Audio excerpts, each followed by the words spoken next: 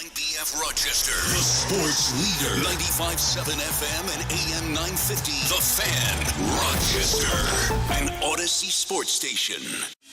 It's time to start the show and talk about the sports we saw. Inside jokes and takes from Danger and Battaglia. Bills and the Sabres and the Ambers. Who gave a microphone to these jerks? G's a big timer, a social misfit. Clueless to the title of the biggest buskeg hits. Chuck Munchie's goons have the last say. So thanks for your time, Mr. Mayo. Danger likes his cold ones and he likes his bears. But this is Rochester, Q Francesa. Oh, who cares? He's critical of Sean, he's critical of Alan. Of course he married Sandy, cause she's Italian. Welcome to the sports bar, that's where you are. Welcome to the sports bar, that's where you are. Welcome to the sports bar, that's where you are. With Danger and Battaglia. Week 2 of the NFL is officially in the books, and it is so comical to me, Gino, in this league, how if one play happens one way or another, we're having a completely different conversation today. But because last night ended the way it ended, today we're talking about the decision-making of – what are we talking about if Philadelphia actually wins that game instead of loses the game the way they lost that game on some of the decisions made by their head coach, Nick Sirianni? Are we talking about the 0-2 Atlanta Falcons and Kirk Cousins not looking like he's mobile and not looking like he can be the commander of this team? The narrative that Kirk Cousins is terrible in prime time. He's actually won 4 of his last 5 in prime time. Yeah. So, that's how he started out his career. He's been pretty good. We'd be talking about, my gosh, could a non-quarterback win the MVP in Saquon Barkley? He scored again last night. He's still certainly somebody that has been key. What happens in this league, Danger, is if you're a head coach, you've got to bank goodwill. You really, really do. Sean McDermott was able to ride out that wave last year when that terrible PR came away because a lot of goodwill, okay? From getting the team to the playoffs, breaking the drought, to actually guiding the team through a terrible time with DeMar Hamlin, and then this controversy, the old quotes, it was barely a blip. Why? Because he had goodwill. What goodwill does Nick Sirianni have in Philadelphia right now? We got him to a Super Bowl. That's long forgotten in Philadelphia. Yeah. That seems like that goodwill was used up all last year because that collapse by the Eagles last year. It's almost like we don't talk about it enough. What happened with that team last year? That team was terrible down the stretch. And yet, hey, new coordinators and everything's going to be fine. And you got Saquon, and they lose by 1 point in their home opener. And don't tell me Atlanta's this great team that's going to be Super Bowl. I think it's how they lost. I mean, you can, again, if they win that game, I don't think we're questioning the play calling of Nick Sirianni or the time management of Nick Sirianni or the play of Jalen Hurts. But today, you can question all of that. If you're an Eagles fan, you're disgusted. You're disgusted that your defense was playing so soft with just under 2 minutes to play that you gave up that late score. And even then, you could argue, well, Atlanta scored too quick. You got plenty of time. You're Jalen Hurts. You're the Eagles offense. You should be able to march down the field. You need a field goal to win. Hurts throws the interception, and now we're questioning everything about the Philadelphia Eagles. That was as shocking a loss on Monday night. Oh, dare I say it? It's 12 men on the field. Right. Like, how did that happen? Like, if you're in Philadelphia, the world's on fire. And this is what I love about the league. It's week 2. Yes. It's week 2. We got 16 more weeks of this still to go. That's right. And there's always a game, and there's always a story, and we will forget things quickly because the news cycle moves so fast. But for today, for the next 24 hours, we can close the books on week 2. We'll talk more about what we saw last night, and we'll start to look ahead now to week 3, which gets underway Thursday night with New England and New York and the Jets meeting up. We'll talk some Buffalo Bills, of course, this afternoon, as we do every Tuesday afternoon with our buddy Matt Perino, covering the team for the Syracuse Post-Standard, Syracuse.com. He's stopping by the sports bar here in about 5 minutes. You want to talk about narratives that have changed. coming like out of the Bills portion of training camp, or we're looking who's on the team, who's not. And at that point, Mike Edwards was healthy and Cole Bishop had a lot of promise. And I remember putting this question to Matt Perino. I was being honest, like, does DeMar Hamlin make the team? And he's like, of course he makes the team. But, oh, great, Cam Lewis. You have Jamarcus Ingram.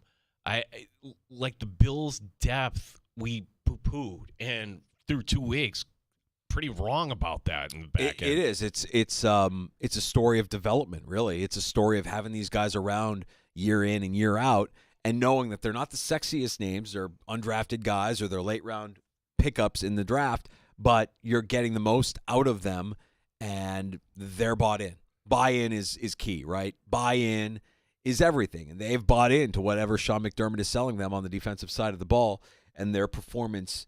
Now, buy-in is great, and their ability in this defense is great, but at some point you still need athletic ability, you still need talent, and I'm worried that at some point they get exposed for not having as high a level of talent as maybe their opponents do. Yes, that's what I want to talk about with Perino, because it's great that you can overcome these and next man up. Next man up is a football cliche if there ever was one. The reality is you lost Matt Milano, not Pro Bowl, All-Pro. Definition, best at his position. Can we all agree that Taron Johnson this year, I would say on track to be All-Pro, not Pro Bowl, best at his position. Oh, now let's add on your defensive team captain, your middle linebacker. Those are 3 big holes you have to cover up. So now, next man up is Balen Spector. And I'm not poo-pooing Balen Spector, but there's got to be a cumulative effect with all this here. Well, you don't have to poo-poo Balen Spector, but the reality is he was third on the depth chart for a reason, right? Like, there's a reason why he's been a guy that's played primarily special teams, and that's it. But now he's thrust into this role, and can he make the most of that opportunity? Does he have the talent and the ability to be more than just a guy who knows where he needs to be in this defense? We'll dive into it with Matt Perino. And does anything that happens on the defensive side of the ball even matter if you have Josh Allen and Joe Brady in sync the way they've been through 2 weeks here, and they're able to kind of do what they want to do in a way that really is true to what they've been telling us all offseason and all preseason? Everybody eats. Everybody eats, except, and this ties into our next guest that will be joining us at 4:25.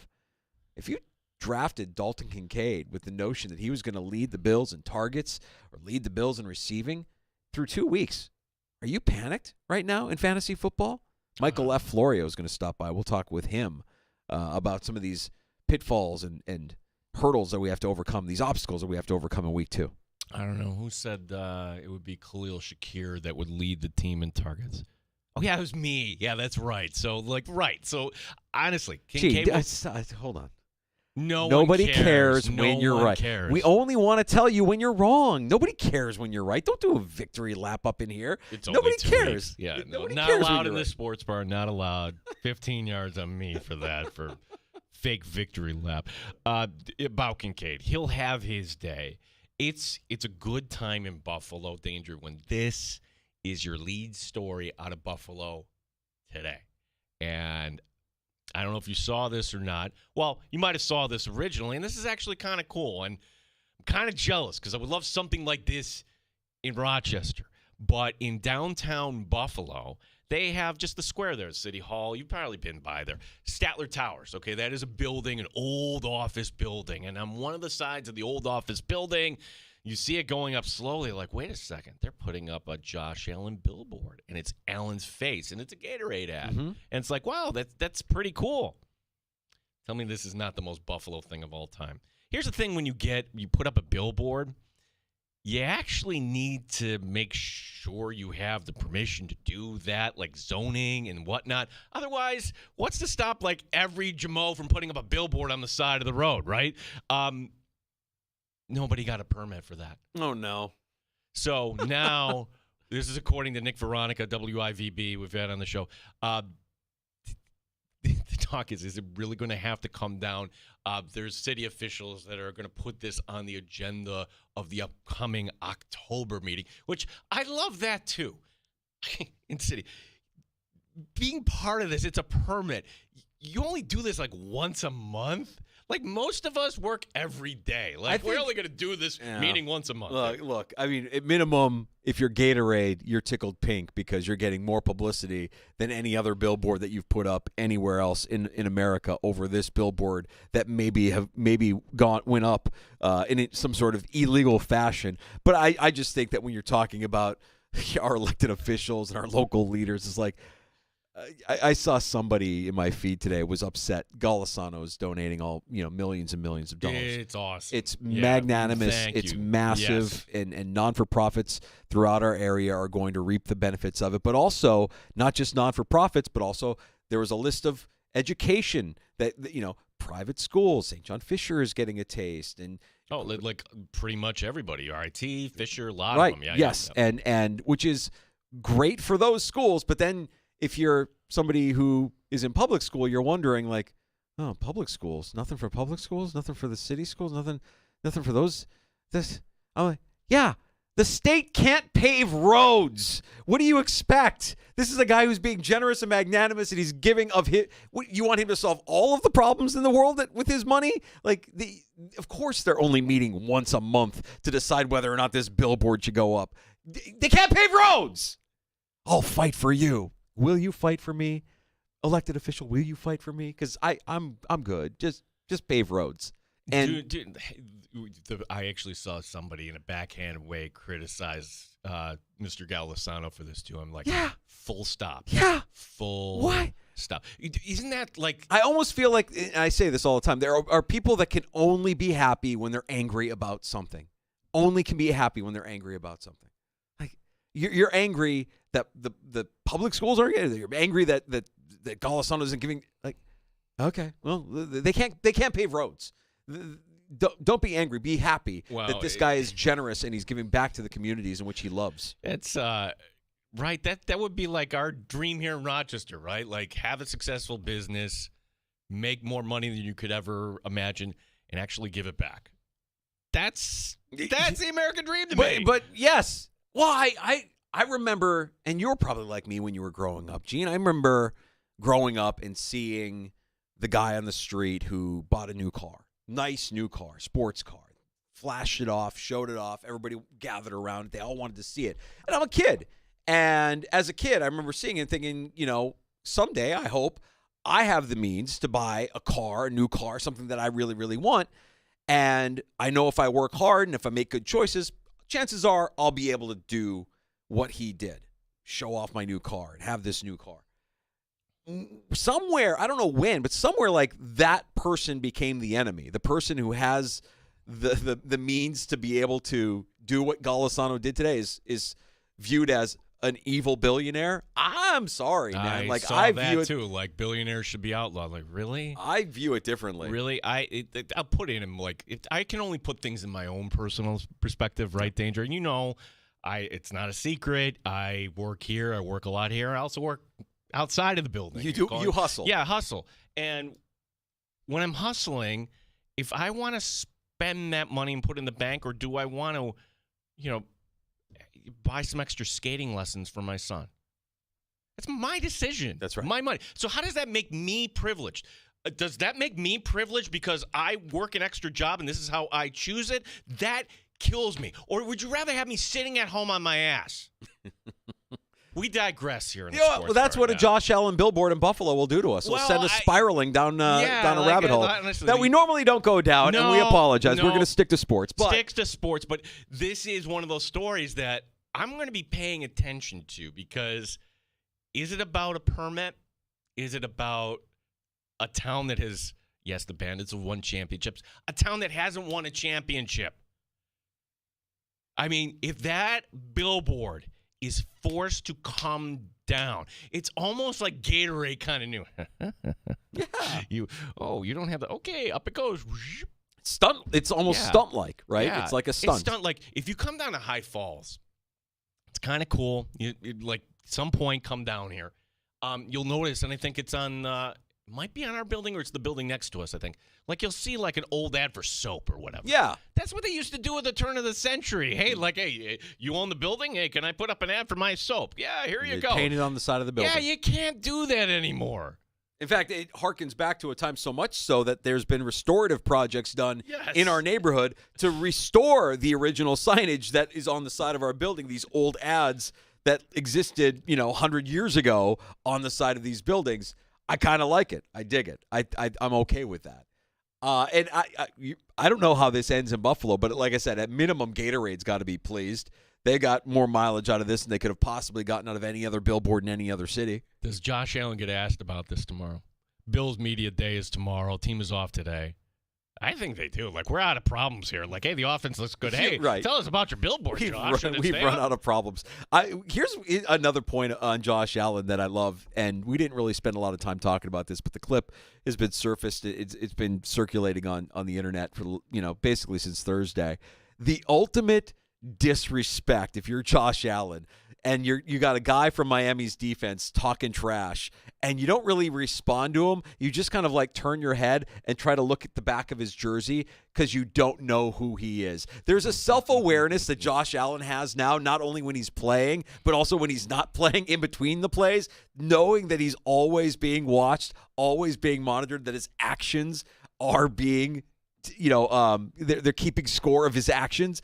To see that, I'm like, Josh Allen doesn't have to talk trash. He's just looking at the back of the guy's jersey almost as if to say, yeah, do I know who you are? I don't even know your name. Just complete disrespect, and I love it. I absolutely ate it up. He does have an incredible amount of self-awareness for being in the position he is. Yeah. Yeah. The moment, in the summer when he was in the golf tournament and they went to him live and it was unscripted and he froze up like as if he was freezing up the camera, and he's come a long way, and he's really kind of learned how to embrace this notion that he's in the spotlight. He's one of the most popular players in the league. All eyes are on him all the time. When I observe him at camp, when practice is over, and there are hundreds of kids yelling his name, it's impossible to make sure every kid has the positive experience of an autograph or a selfie with Josh. But how can you do it? And he came up, I think he was the first guy to do this at Bills camp, and he doesn't do it every day. But he does that lap where he's just going and high-fiving. And, if you're a kid, what's the difference between an autograph and a high-five from Josh Allen? It's just that personal connection. There's one of my heroes there. And for Josh Allen to have that awareness, and he talked about this danger where he understands that he doesn't want to be the guy that, that guy stiffed me for Yes, that's right. And there are quarterbacks in the NFL that have a reputation for being douchebags. He's not one of those guys. He might be in real life. We wouldn't know. It's none of our business how he handles his personal life. But when he's in the public eye, he is being an eyeful. He is doing everything he needs to do. He's feeding us with plenty to chew on. And man, when I saw that clip of him absolutely disrespecting the Miami play. I can't remember which linebacker it was, but he's like, I don't even know who you are. He had to look behind him to see what was your name? Oh, okay. And then he just another level of self-awareness that the guy has, not just when the play is happening, but also now when the play is not happening. We'll talk to Perina more about the Bills and their upcoming opponent here. Week 3 gets underway Thursday night, and the Bills will play Monday night as they host the Jacksonville Jaguars. That early kickoff for Monday Night Football at 7:30. Wow, do you think they're regretting? Probably not. Who's the more national team? I'm surprised that on ABC they put Bengals and Washington, Buffalo and Jacksonville being on ESPN, but then I take a step back and I'm like, okay, let's go over the markets. Cincinnati small, Buffalo smaller, Jacksonville the smallest. Oh, Washington. So you're getting the Beltway for that. So that's why they put the game, I suppose, on the ABC rather than ESPN on Monday night. Hey, from what we've seen so far through 2 weeks, NFL ratings have been as good as they've ever been. In fact, I want to say I read that the Chiefs and Bengals game from Sunday set some sort of September audience record for the network. The NFL is fine. It's just fine. What else in life today than the NFL or live sports? Or are you going to just plan Just my command day your around- attention. Command Yep. your attention. Absolutely right. So we got Perino coming up next. We got Florio joining us in the 4 o'clock hour. Michael F. Florio from NFL Network. We'll talk some fantasy football. We'll check out that Week 3 waiver wire and learn more about some of these players that you might be considering adding to your team in fantasy football. You can pull up a stool and join us at 866-4326. We sure appreciate you listening at 95.7 FM and AM 950. We sound our best in the free-to-download Odyssey app. You can stream us there. You can also get us wherever you pod when you search out the Sports Bar on your smart device. When you ask it to play 95.7 The Fan, we've even got the video stream up and rolling for you. You can watch the Sports Bar when you check out our YouTube channel at The Fan Rochester. Like and subscribe there. And also, we're streaming live on Twitch, twitch.tv/The Fan Rochester. One quick note here. This is the first time since 1999 Steelers starting out 2-0 on the road. Like, of all years. Okay, maybe the opponents, but that was an Atlanta team that looked pretty good to me last night. They're sticking with Fields this week at quarterback against the Chargers. Well, yeah, he's given them no reason to not stay with him. If they lose games in horrible fashion, if he blows it, I mean, maybe this was the way to manage Fields all along. Have a little competition, make him feel a little bit of heat, and Russell Wilson can provide that. But I think Justin Fields, through 2 weeks, he looks good. We missed this, and maybe it was because we were coming off the Bills in Arizona. It was all excitement. That opening loss for the Steelers, I've never known a player that was an inactive player to actually put on the shoulder pads. And Are you talking about Russ? Russell Wilson. Oh, yeah. Inactive. Yeah. But there he is on the sideline. You can't go in. You do know this, right? I think it's hilarious. This is the same guy. I mean, he's got to make it known to everybody that he's all business, man. It's team photo day. Hold on, let me get my eye black. He's the only guy in the league wearing eye black for his team photo picture. He's the only guy I've ever known that's inactive that still was somehow permitted to put on the shoulder pads in the uniform. I'm sure Coach looked at him sideways, was like, really? Okay, whatever. You do you. Like, this goes back to, remember when he was injured, but he was still going through the pregame reps, and he was doing it all by himself. He's running around the field. Like, the guy is just about the guy. He's just about the optics. He's about the brand. He's corny as can be. Does not fit with Pittsburgh, though. It doesn't. And honestly, like, if you can avoid starting him throughout the course of this season, you're probably better off, because when he gets out there, it's not going to be good. It's not going to be good. Justin Fields is the better quarterback at this stage of Russell Wilson's career. They're doing just fine without him. Good game, though. Man, Steelers hosting the Chargers. Justin Herbert, though, injured. So maybe we'll ask Michael F. Florio about this, what he's hearing. I think he's going to be okay. You know why he's so? going to be okay? Because Jim Harbaugh already has a pregame ritual. Do you see the pregame ritual that he has with his quarterback, where he pounds? The same thing he did in Michigan with J.J. McCarthy. He pounds the shoulder pads. He punches him. He hits him on the head. Slaps the back.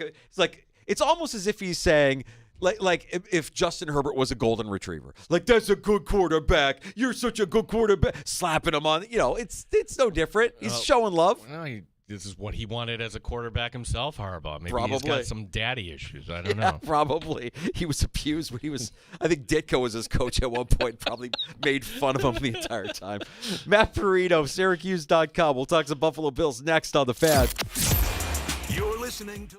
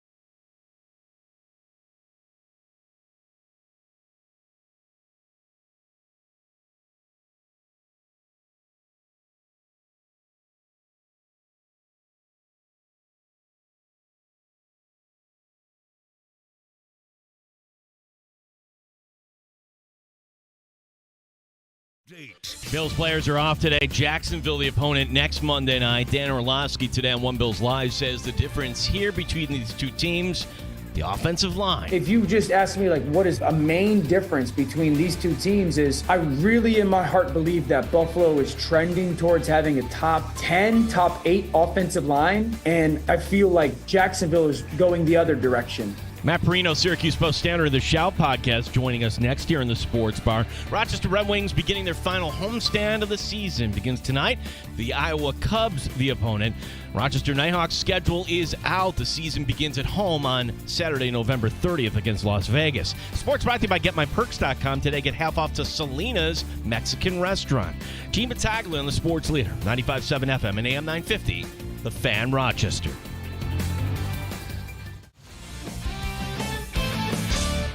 They've raised the bar on Rochester Sports Talk. You're in the Sports Bar with Danger and Battaglia on the Sports Leader, 95.7 FM and AM 950 The Fan, Rochester. Matt Perino covers the Buffalo Bills for Syracuse.com, the Syracuse Post-Standard. He's good with his time and joins us every Tuesday at this time to talk Buffalo Bills. And Matt, next time we see them, it'll be Monday night, and it'll be Jacksonville. We haven't talked since the win in Miami. You were there, and you can kind of speak a little bit more to the vibes around this team right now. It feels like, even though you've got an unprecedented amount of injuries on the defensive side of the ball at this point of the season, the Bills seem to be in good spirits, and that next man up mentality is more than just coach speak to our eyes.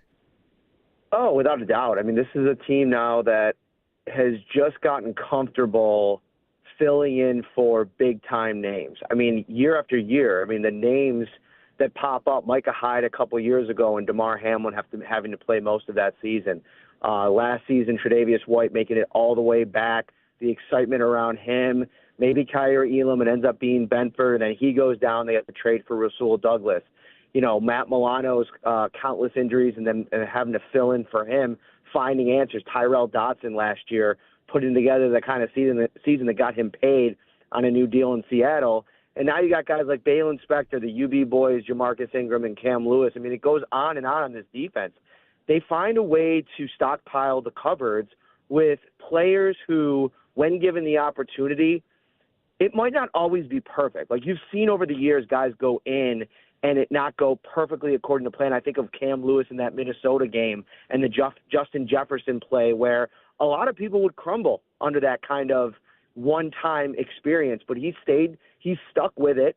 Year after year, he shows up, does what they ask him to do, and when he got another opportunity to fill in for Taron Johnson over the last two games, you can make an argument that his contributions has been as important as anybody else's. And that's, with a bunch of star-like performances that we can kind of go with here. But this is just Sean McDermott figures out a way to fill in the gaps with guys based on what he does schematically and what they've built on their front. And that's a big piece of this early season success. Yeah, Matt, that front was going to have to be good. There are two. So much I still want to talk about that win in Miami. It was that impressive, and there are two things that come up from time to time amongst the Bills fan base that I don't know we can point to in the win in Miami. Maybe put it to rest. Number one, Sean McDermott's a conservative coach, and really? He went for it on 4th and 3, the opening drive. That set the tone the whole night, I thought. Just we're going to be physical. We're going to go out there. We're going to be aggressive. And the Bills did not look back after that. Number two, well, a lot of this rests on Josh Allen's shoulders. The Bills can't win. Well, maybe that's true more often than not, but in that Miami game, that would be welcome in any game where you have Cook and others on offense where, hey, Allen makes a few plays, but, hey, he doesn't have to be Superman here.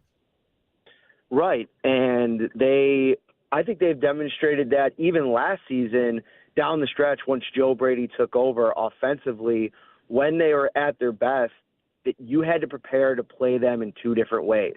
They can be the high-powered passing attack, which they found a way to be at times. I know Stephon Diggs had this downward trend, but, Josh Allen still put up unbelievable numbers through the passing game last year, and their run game got going. And you played that clip from Dan Orlovsky in the lead-in here, and that's, to me, what people overlooked outside of our bubble, right? Like nationally, talking about this Buffalo Bills team. They were returning 4 or 5 starters, and the one player that they were adding to the mix was a guy that Aaron Kromer literally put his stamp of approval on, who played for him in Los Angeles, played in the Super Bowl a couple of years ago.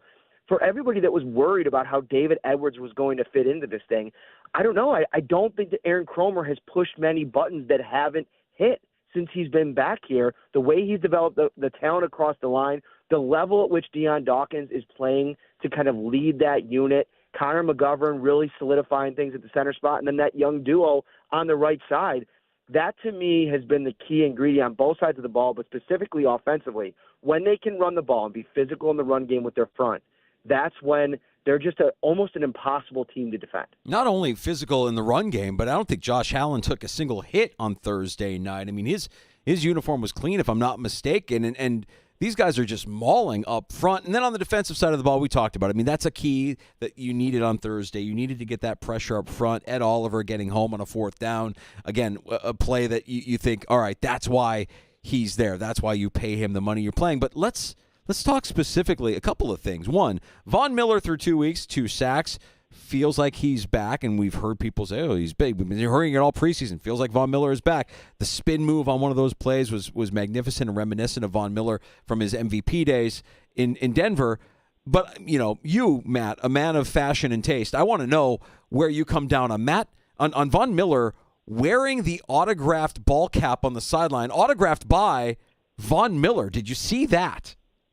Okay, you're going to have to fill me in on this story. I did not see that. So on the sideline, they pan over to Von Miller. He's wearing his sideline ball cap, and on the brim of the cap, it's autographed by Von Miller. He's wearing his own. We assume it's Von Miller's autograph. He's got number 40 on it. It's Von Miller's autograph. Von Miller wearing his own autographed sideline cap on the sideline. So, is he starting a trend, or is that just a sign of just how confident this guy's game is? I know he went to the press conference shirtless afterwards. He's feeling himself, isn't he? Maybe, but, these guys sign hats all the time. Maybe he just picked one up, and I don't know. Like, that seems like a little far-fetched that he would be wearing but I'm going to have to do a little bit of legwork on this tomorrow and try to figure this out, because that would be a power move if you were wearing your own autograph on your hat. That's pretty wild. Matt Perino, Syracuse Post-Standard. Nice little break here for the Bills. 11 days between games. Team back at work tomorrow. Your initial thoughts on Jacksonville coming in at 0-2, Matt, the team that was on the fringe of a playoffs last year, didn't get in last year, got in 2 years ago. What kind of opponent is this for the Bills coming up Monday night? Another week and another former face, a couple former faces that they'll have to face off against. I mean, it's the tour here, right? They're going to face. Last week it was Jordan Poyer. This week it's going to be Gabe and Mitch Morse. A couple weeks it's going to be Steph Diggs. Like, that's a big piece of this. I almost feel like it's fitting that it's in line with the success they're having. It's almost like the revenge tour, like proving that their decisions to move on from all these folks made sense, and they're better off for it. But the Jags are interesting because they're going to be fighting for their season. I mean, how many teams? I mean, you could probably look up the numbers going 0-3 and what the playoff odds are. I mean, I can't imagine that it's good. And this is a team that, for better or for worse, has had a lot of success against the Bills over the last couple of seasons. I know that 9-3 game wasn't anything pretty, but they ended up getting a win, and last year in London getting a win. So, for whatever reason, just like the Bills, for whatever reason, play so well against Miami, it feels like Jacksonville and Trevor Lawrence play pretty well against Buffalo. We'll see, though, with the 11 days to prepare and the scene shifting to Buffalo. They played them a couple of years ago in Jacksonville. Last year was in London. This one is the home field advantage. I really like the Bills in this spot. And, man, all of a sudden, how much has the dynamic changed in the conference? I mean, a couple of weeks ago, everybody was talking about Kansas City Chiefs and the Baltimore, and now the Ravens are sitting here at 0-2, and we don't know what that looks like for them when the Bills go to play against them in 2 weeks. So a lot in front of the Bills here, a lot of opportunity. This is going to be a massive opportunity for them to go 3-0 and really assert themselves as, once again, one of the top Super Bowl contenders. So if you're Doug Peterson and you're planning for this game on Monday night, Matt, what part of the Bills' defense are you looking to exploit? Is it that second level there with Williams and with Balin Spector, or is it the secondary? Are you trying to get something behind DeMar Hamlin or Taylor Rapp? Where do you think he's going to try to use some of this? Because he's got talent on the offensive side of the ball, and you mentioned Lawrence has played well against the Bills. Yeah, I mean, there's some opportunity for, like, breaking tackles, I guess. Like, that's been something over the first 2 weeks that at times when things haven't gone well, I feel like the tackling hasn't been pristine as it needs to be. For the most part, it was on Thursday. I'm more referring to the Arizona game, and we saw what that offense did in week 2. But I think that's just it. I think it's just being, really responsible in the run game, especially trying to shut that down, and then the matchups against their offensive line. Like, you have to be able to generate pressure against Trevor Lawrence. You saw how much success Cleveland had getting after him last week, and I think it's just going to be about, taking advantage when you have opportunities to turn the ball over, getting those turnovers, then holding up in the red zone. The Bills have done such a good job. Again, even at times when the Miami Dolphins figured out a way to drive the football a little bit, they still held up for the most part in the red zone, outside of a Balin Spector gaff on his first play going in for Terrell Bernard. I thought the way that Spector responded in that game and the play that he gave them, how much he was flying to the football in the run game, decent in coverage, that's a huge shift here. If he could just stay healthy, whenever Balin Spector's been on a football field for the Bills and he's been playing, whether it's preseason or regular season, I thought he's been good. It's just been about, can he stay healthy? So if he could stay out there, if he could stay healthy, I think they're in a really good spot with him. Matt, last one for me, and I don't know how you spent your non-Bills Sunday. I just watched some football, and I actually watched the Jets. I didn't come away. Yeah, they won, but I didn't come away all that impressed. No, I mean, this is what I've been talking about for the last couple of months as the circus has really gotten riled up around the New York Jets in 2024. I mean, their offensive line right now, it's been whole, and I haven't been overly impressed. Part of the reason is because I don't think Aaron Rodgers has the mobility at this stage of his career to make anything happen outside the pocket. And so when you're stuck in there, and you're going to see it, you're going to still see pieces of the old Aaron Rodgers where he, gets a dime off and reads the defense and puts a perfect pass out there. But that's going to be more of an occasional occurrence, I think. And that defense, man, I saw a cornerback graph that was put out yesterday, I think, or today, had Christian Benford. It was EPA per play and maybe passer rating allowed. And Christian Benford, if you look at this chart, is literally at the top right corner, and Sauce Gardner's almost at the bottom left corner. If Sauce Gardner is not going to be an elite-level cornerback, it's only 2 weeks. It's a very small sample size. That's a huge issue for this New York Jets defense, who are now without Jermaine Johnson. I thought that the depth on the defensive line was already taking a hit. Now you can game plan specifically for Quinnen Williams like you haven't been able to the last couple of years, and they're going to be forced to be a run-heavy team, and they had enough run success against the Titans to pull that game out, but it wasn't easy. And if Will Levis doesn't just absolutely throw up all over himself in the red zone there, who knows how that game ends up being. Matt, what are you working on this week leading up to Monday night in the Shout podcast and at Syracuse.com that we can check out? We got the show tomorrow night. We'll be down at the One Bills Drive getting our media day on. And then this Friday night, Wingnuts, 1402 Millersport Highway. If you're in town or want to make the hour drive, come on out. The live show, we're going to have a lot of fun. Matt, appreciate the time, bud. We'll see you out at the stadium. All right, boys. Take care. You got it. There's Matt Perino covering the Bills for the Syracuse Post-Standard. Read his work at Syracuse.com. Check out the Shot podcast. Things are really going well here. The injury is a little out of control, but Jacksonville is a team, Danger, that comes in with a lot of pressure on it. Remember, Shad Khan said he thought this roster, what was the quote here? There's actually a soundbite here we can play for you. This was Ben Volin today on One Bills Live talking about the pressure that's on Doug Peterson. The owner there, Shad Khan, made no bones about it. He came out and told the media, this is the best team we've ever had. We're the most talented. It is time to win. Prove how good we are by winning now. And it really turned up the temperature on Doug Peterson. Early in the season, Doug Peterson needs to win some games in the worst way.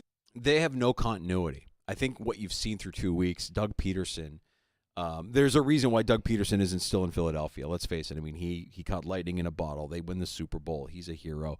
But it fell apart very quickly. And I think in Jacksonville, what you're seeing is Doug Peterson handing off play calling responsibilities and taking them back. And there might not be any, who's in charge? Who's really calling the shots? And if you've got the owner being this vocal about what this roster is, you're the owner. let Belke and let Peterson determine how talented this roster is. If you really believe that, then you can proceed with confidence if you're Doug Peterson and know we're going to win football games. This roster is fantastic. I don't need the owner saying things like, we need to win now. This is the most talented, according to you. But look at talent evaluators and say, is this really the most talented roster they've had? You can say that behind closed doors. When Yes. you go in front of the cameras and say that, okay, you just set the bar at a stupid high level. Like, stupid high. And you do know the Chiefs are in this conference, right? And you know that the coaching staff doesn't appreciate it. You know that the players don't appreciate getting called out. Like, the owner is calling you out. The owner is saying you're underachieving. Yeah, and when an owner spends money more than he should, I'm just wondering, like the Gabe Davis signing. Like The Christian Kirk signing. Right. He's been invisible. He's not worth what you're paying him. No. These are mistakes. So, yeah, there's all kinds of, again, dysfunctional organizations do dysfunctional things. I view Jacksonville as a dysfunctional organization. Now, I thought they were going to be better through 2 weeks, and they are, and I'm not going to give up on them yet. They could still find themselves farting around here at some point this season. But, man. I see what you did there. What did I do? Well, Jaguars farting around. Ah, yes, I forgot. Yes, it would Yeah. it would have to be Jacksonville farting around because only Jacksonville's GM lets one fly in the middle of a press conference. We're not there yet. We still got a couple of days going through. Coach and I haven't sat down and gone through the final board yet. We'll do that on Monday. Literally the team that is farting around, your Jacksonville Jaguars. That's Trent Belke during the offseason. Unbelievable. And just owning it. Not even hiding it. Just owning it. Excuse me. Moving on. Excuse me. Yeah, like other great did he fart or not kind of things. No, that was me. Yep, that's a power move. Yeah, you own it. You have no shame in your game. We're going to come back with more next. I got more thoughts on last night's game. I have thoughts on the presentation of last night's game. My God. Did ESPN forget that Atlanta has fans? I don't know that they have a lot of fans, but they do have fans. There were people in Atlanta that I'm sure were watching that game last night, and you've got a legitimate gripe if you're a Falcons fan after watching that game last night. Did they do any prep on the Falcons? Like, I was out last night, so I didn't get to hear the audio of it. No, dude, it was something. We'll dive into that here in a little bit. We have time for your calls as well at 866-4326, 585-866-4FAN.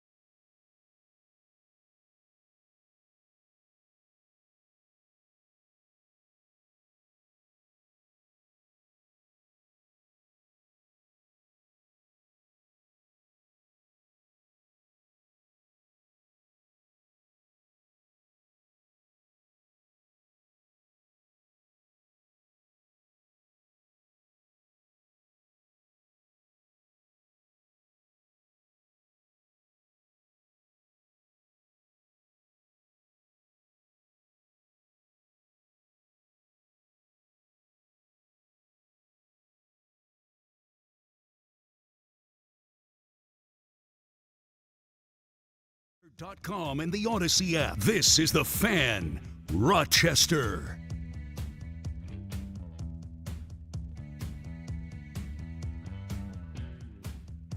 You're back in the sports bar. It's Danger and Battaglia. Glad you're with us this afternoon. Thanks for listening at 95.7 FM, AM 950, the free-to-download Odyssey app.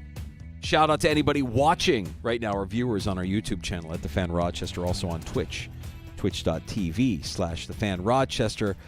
Gino, I know how people are jaded these days, and somebody put out something earlier today. And when I saw it, it made me chuckle because if you watched last night's game on ESPN, you're probably like wondering, okay, what exactly is going on here in Philadelphia? One of my favorites on X, Dave Damashek, is a sports guy. He's out in he's a Pittsburgh guy, but he's out in L.A. He tweeted out, people are pretty jaded these days, but it's hard to be cynical about Falcons/Eagles necessarily taking a back seat to ESPN's 5-hour celebration of our 35th president, John F. Kennedy's resurrection. Special stuff. Wait, that wasn't JFK? It was just Jason Kelce? Oh, never mind. They did. I mean, it was a celebration of Jason Kelce for 5 hours last night. Oh, okay. It was absurd. Now, I could hear Jason Kelce talk about the trenches all day. The analysis that he was providing when he was in the booth was fantastic. It was great. But I don't mind him making an appearance in the booth. It's clearly like he's being set up for a future in the booth. The nonstop love affair that ESPN had with him yesterday, it was just a little unsettling. I get that you're in Philly, but if I'm a Falcons fan and I'm watching last night, I'm pissed. And then ESPN doubling down. Our guy Belichick on the Manning cast, just throwing petty little barbs at Arthur Blank and the Falcons and mentioning their off-season tampering and their cheating. Of all people in the NFL to call out cheating, pot, meat, kettle, it was not ESPN's greatest night for objectivity last night. Well, I've got my own conspiracy theory about Week 1. So this was San Francisco hosting the Jets, and I did catch the pregame for this, and we welcome in Jason Kelce, and everybody else dressed very nicely, suit, tie, everything else, and there's just Jason Kelce in a shirt that doesn't exactly quite fit. And he explains that when he was flying out, that he left his carry-on in his truck. And therefore, he didn't have enough time to go get another suit, so this is what he was left with. And he said a word, actually, that I don't think we could say on our show. I'm not even going to say it there. But to me, that was just kind of like, oh, this seems like a plant there. You really forgot your suit? You really forgot your clothes? You really forgot to pack? Or did we just want to kind of make you stand out a little differently? I feel like they want their own McAfee. Like, they want the guy that can be what McAfee is. Yes. Oh, he's quirky, and he's got this big personality. He's a dress former him player. different. Everybody loves him, and that and that's fine. Like, look, I appreciate the entertainment value of what a Kelce or a McAfee brings to the table. Like I said, his breakdown of the offensive line play of the Philadelphia Eagles since he left and when he was in the booth and breaking it down, I could listen to that for hours. I thought it was very intelligent. But I didn't get the 5-hour love affair, whether you're talking about the pregame, through the game, the constant screenshots of Kelce. And I get you're in Philadelphia. He's a beloved figure. He's a future Hall of Famer. But, man, if I'm Atlanta, you realize that the Falcons are playing. And, oh, by the way, we won the game, right? You realize that there's more going on with this game than Jason Kelce being around. The Philadelphia hasn't won. What's the difference between that and the every time Travis Kelce and there's the cutaway to Taylor Swift and this and that? What you're describing is a potential kind of, maybe not a backlash, but I think we've had our fill maybe of the Kelce brothers. Hey, they've got their podcast. Hey, by the way, Travis, 2 weeks, we'll talk to Michael F. Florio. Hasn't done anything. No, I know. His production is way down as well. I just think that, look, these guys, good for them. They've got their money. They've got, their podcast. They're building their little mini empire, and they've set themselves up for a career after football. Good for them. Honestly, good for them. This is less about the Kelce brothers than it is about ESPN's decision to go full-blown Kelce for 5 hours, as if it was like, we're celebrating, a president, or we're celebrating somebody of historical value. No, we're going to spend 5 hours talking Jason Kelce. That was a little bit much. I love the NFL for this reason. We're 2 weeks in. You prepare all off season, beginning with the draft, and then in April, mini camps, training camps, preseason, week 1, week 2. Nope, we're gonna do this for they're at the side. We're ripping it all up. G. Battaglia, you're the Carrot Top of Rochester radio. Yes. Did you just use a prop to make your point? I used a prop. Good for you, man. I used a prop. 2 teams that are down and out right now. Trista Crick putting this out there today. Love Trista. I do too. The Giants should trade for Bryce Young. Okay. All right. That's a take. What? No. It's a take. No. When will you learn? Like Giant fans, I'm talking to you. Okay? They haven't figured this out. You identify the quarterback in the draft and you go get him. Sorry, Daniel Jones was not the guy, okay, but we kind of figured that out early on. Trace it back to 2018. You had the number 2 overall pick, and you took a running back, good running back, who's now an Eagle. Like, the Giants right now, Danger, would be better off tanking. Yes, I said it.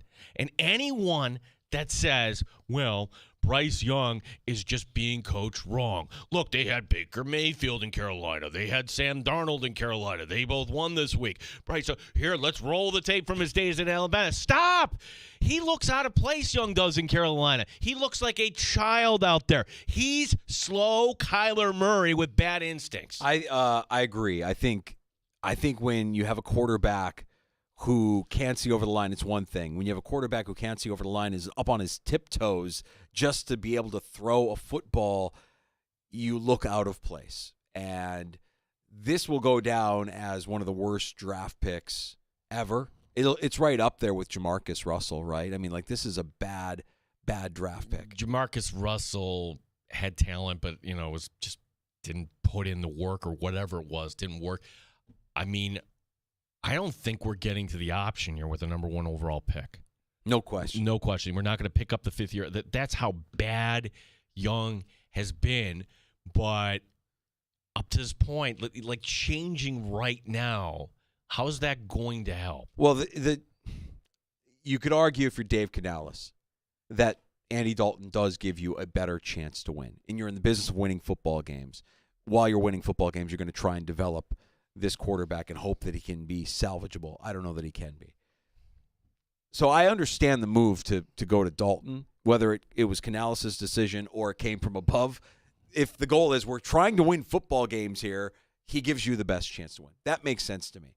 I'm trying to get inside of Trista's mind to understand why Bryce Young to the Giants would make sense to her. I think it's just the season is lost. Giant fans at 0-2, and it goes to my point.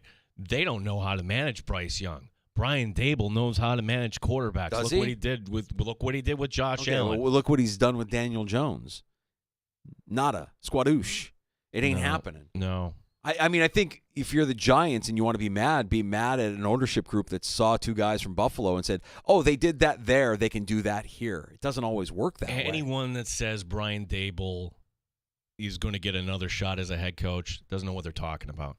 Like, Brian Dable is failing as a head coach. Okay, he would have to get another quarterback and develop another quarterback. He could probably be an offensive coordinator somewhere in this league. But Brian Dable just runs too hot here. Yeah, he'll be an OC. I could definitely see but he's not going to be a head coach again. No, I mean, that's not and let's not forget that before he hitched his wagon to Josh Allen, Brian Dable was not considered like a successful coordinator in the NFL, or he had a good season in Alabama before he came to Buffalo. He's a coach that was under the Belichick tree. Yeah. That nobody even okay. It wasn't just a guy there. If I may, Danger, non-sports take, and this is actually maybe just a little bit of life advice. Look, it's great when you have a friend or a neighbor who brings you over the fresh fruit and veggies. That's the best, especially this time of year, right? And thanks to Kathy, who gave us a bag of goodies. I get home last night. Kathy's in your neighborhood? Yeah. How many houses down? No, she's not. She works with Julie. So, oh, beautiful. Yeah, so like she is got tomatoes, and one thing I'm going to gobble up right away, a fresh jalapeno. Whoa. Yes, there it was, just sitting there all juicy, and the executive producer, I wouldn't do that, saying that to me. I'm like, You've done this before. You've just taken a jalapeno raw and said, I'm gonna go ahead and I've had plenty of jalapenos in my cooking or on my salads or on my burgers. That's not what I asked you. I asked you raw jalapeno. You see a raw jalapeno, you're like, I'm going in on that. Have you ever done that before? Was last night the first time? I'll get there. The first few bites were glorious. Oh, no. Very hot. The spice jumps out to you right away. Yeah. This is where I should have stopped. Yep. Because you really shouldn't eat the seeds Correct. in a jalapeno pepper. Correct. And, of course, the executive producer sees me now, not in discomfort. I am in pain. Yep. I am in literal pain. Yep. And I'm not going to admit she was right. Okay? And she could have been laughing. That's when she says milk. Yep. She sees me like literally doubled over, and she does the quick Google search that if your mouth is on fire, milk is the remedy. That's right. You've never seen Hot Ones, right? The series on YouTube or on Hulu. Hot Ones is great. And those who know. Hot Ones is fantastic. It's hosted by a guy who is just really... Is that the Look at Us meme? Look at yes, us. Look at it us. is. It is with Paul Rudd. Okay. Paul Rudd and Sean Evans, the host. Sean Evans, who's low-key like a really, really good interviewer. Like if you're young and you want to get into any sort of media where you're interviewing somebody, watch Sean Evans because he has a way of he does his prep, he does his research, he asks really thought-provoking and pointed questions at his subjects. And it doesn't hurt that while he's asking these questions, they're eating nuclear wings. They're eating the hottest wings on the planet. There's a scale. There's 10 wings that they put in front of them, and it goes from mild to super spicy to nuclear. And as they're eating them, you see them get more and more uncomfortable, and the guests inevitably will do what you did. They'll go for the milk. Some of them are tough and they won't do it, but inevitably they'll go for the milk and they'll drink the milk because that is the remedy for spicy food. Watch a few episodes of Hot Ones. Find one with somebody that you recognize. There's Scarlett Johansson. Oh, there's there's Shaquille O'Neal. Like there's some really, really unbelievable episodes where you can get things out of these subjects while they're in pain. It's like truth serum. I love hot wings. I love my Red Hot. I love my Tabasco. I didn't know that it could just be mowed over like that. It was really embarrassing. I was embarrassed. What you're talking about, I mean, your Red Hot, your Tabasco, that's weak sauce. Your Cholula, your Sriracha, that's nothing, man. When you start talking about, Scoville units and how hot some of these sauces can get, yeah, you're going to put yourself into some pain. And that's what kind of makes the show fun is you see these guys just incredible pain, like just fighting just to survive, and it's all on camera. It's great. It's a fantastic watch. I highly recommend it for you, Gene. You and the executive producer might actually enjoy it especially considering what you just went through last night. Don't eat the jalapeno raw, Gene. What are you, a glutton for punishment? Yeah, I've had jalapenos. Yeah, they're cooked down. There's no seeds. The seeds are killer. No, like I've eaten green peppers before. Fine. Like, yeah. That's not the same. No, it's not the same. No. Well, I'm glad that you learned that milk is the remedy for spicy food. That's good. This public service announcement brought to you by the Sports Bar. We'll get to Michael F. Florio, NFL Network, and we'll talk some fantasy football here. Oh, and breaking news in the sports bar. Breaking news. We can get to this here before we take a break. Ow! It really hit me. I didn't know it was coming back that far. It's not a surprise. Tua's being placed on injured reserve after receiving that concussion last Thursday. So that means 3 weeks he would be out. So you're looking minimum week 6. A minimum of 4 weeks he's going to miss. It's 4 weeks. Yeah, Okay. A minimum of 4 weeks. So, all right. So we'll see Tua maybe later this season. But you also have time here if you're Tua and you're Tua's family to kind of reassess where things are. And again, if you want a tell as to whether or not Tua is taking the advice of his team, at least his friends and his family, and the doctors that are caring for him, see if he comes back with the Guardian cap on. That would be the tell. If you're wearing the Guardian cap, then you actually do care about your future. If not, Tua is just as reckless as everybody else. And I don't want to see that happen, but we'll see.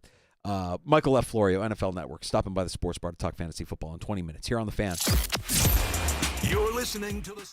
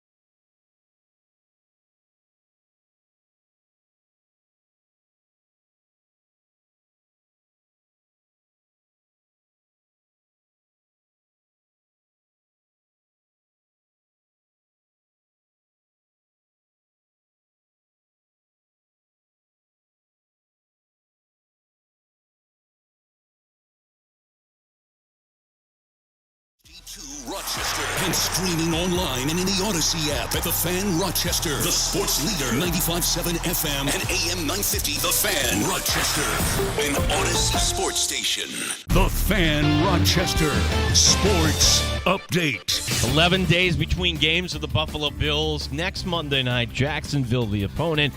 Ben Bolin today on One Bills Live thinks that their head coach, Doug Peterson, a little bit of a jam. The owner there, Shad Khan, made no bones about it. He came out and told the media, this is the best team we've ever had. We're the most talented. It is time to win. Prove how good we are by winning now. And it really turned up the temperature on Doug Peterson. Early in the season, Doug Peterson needs to win some games in the worst way.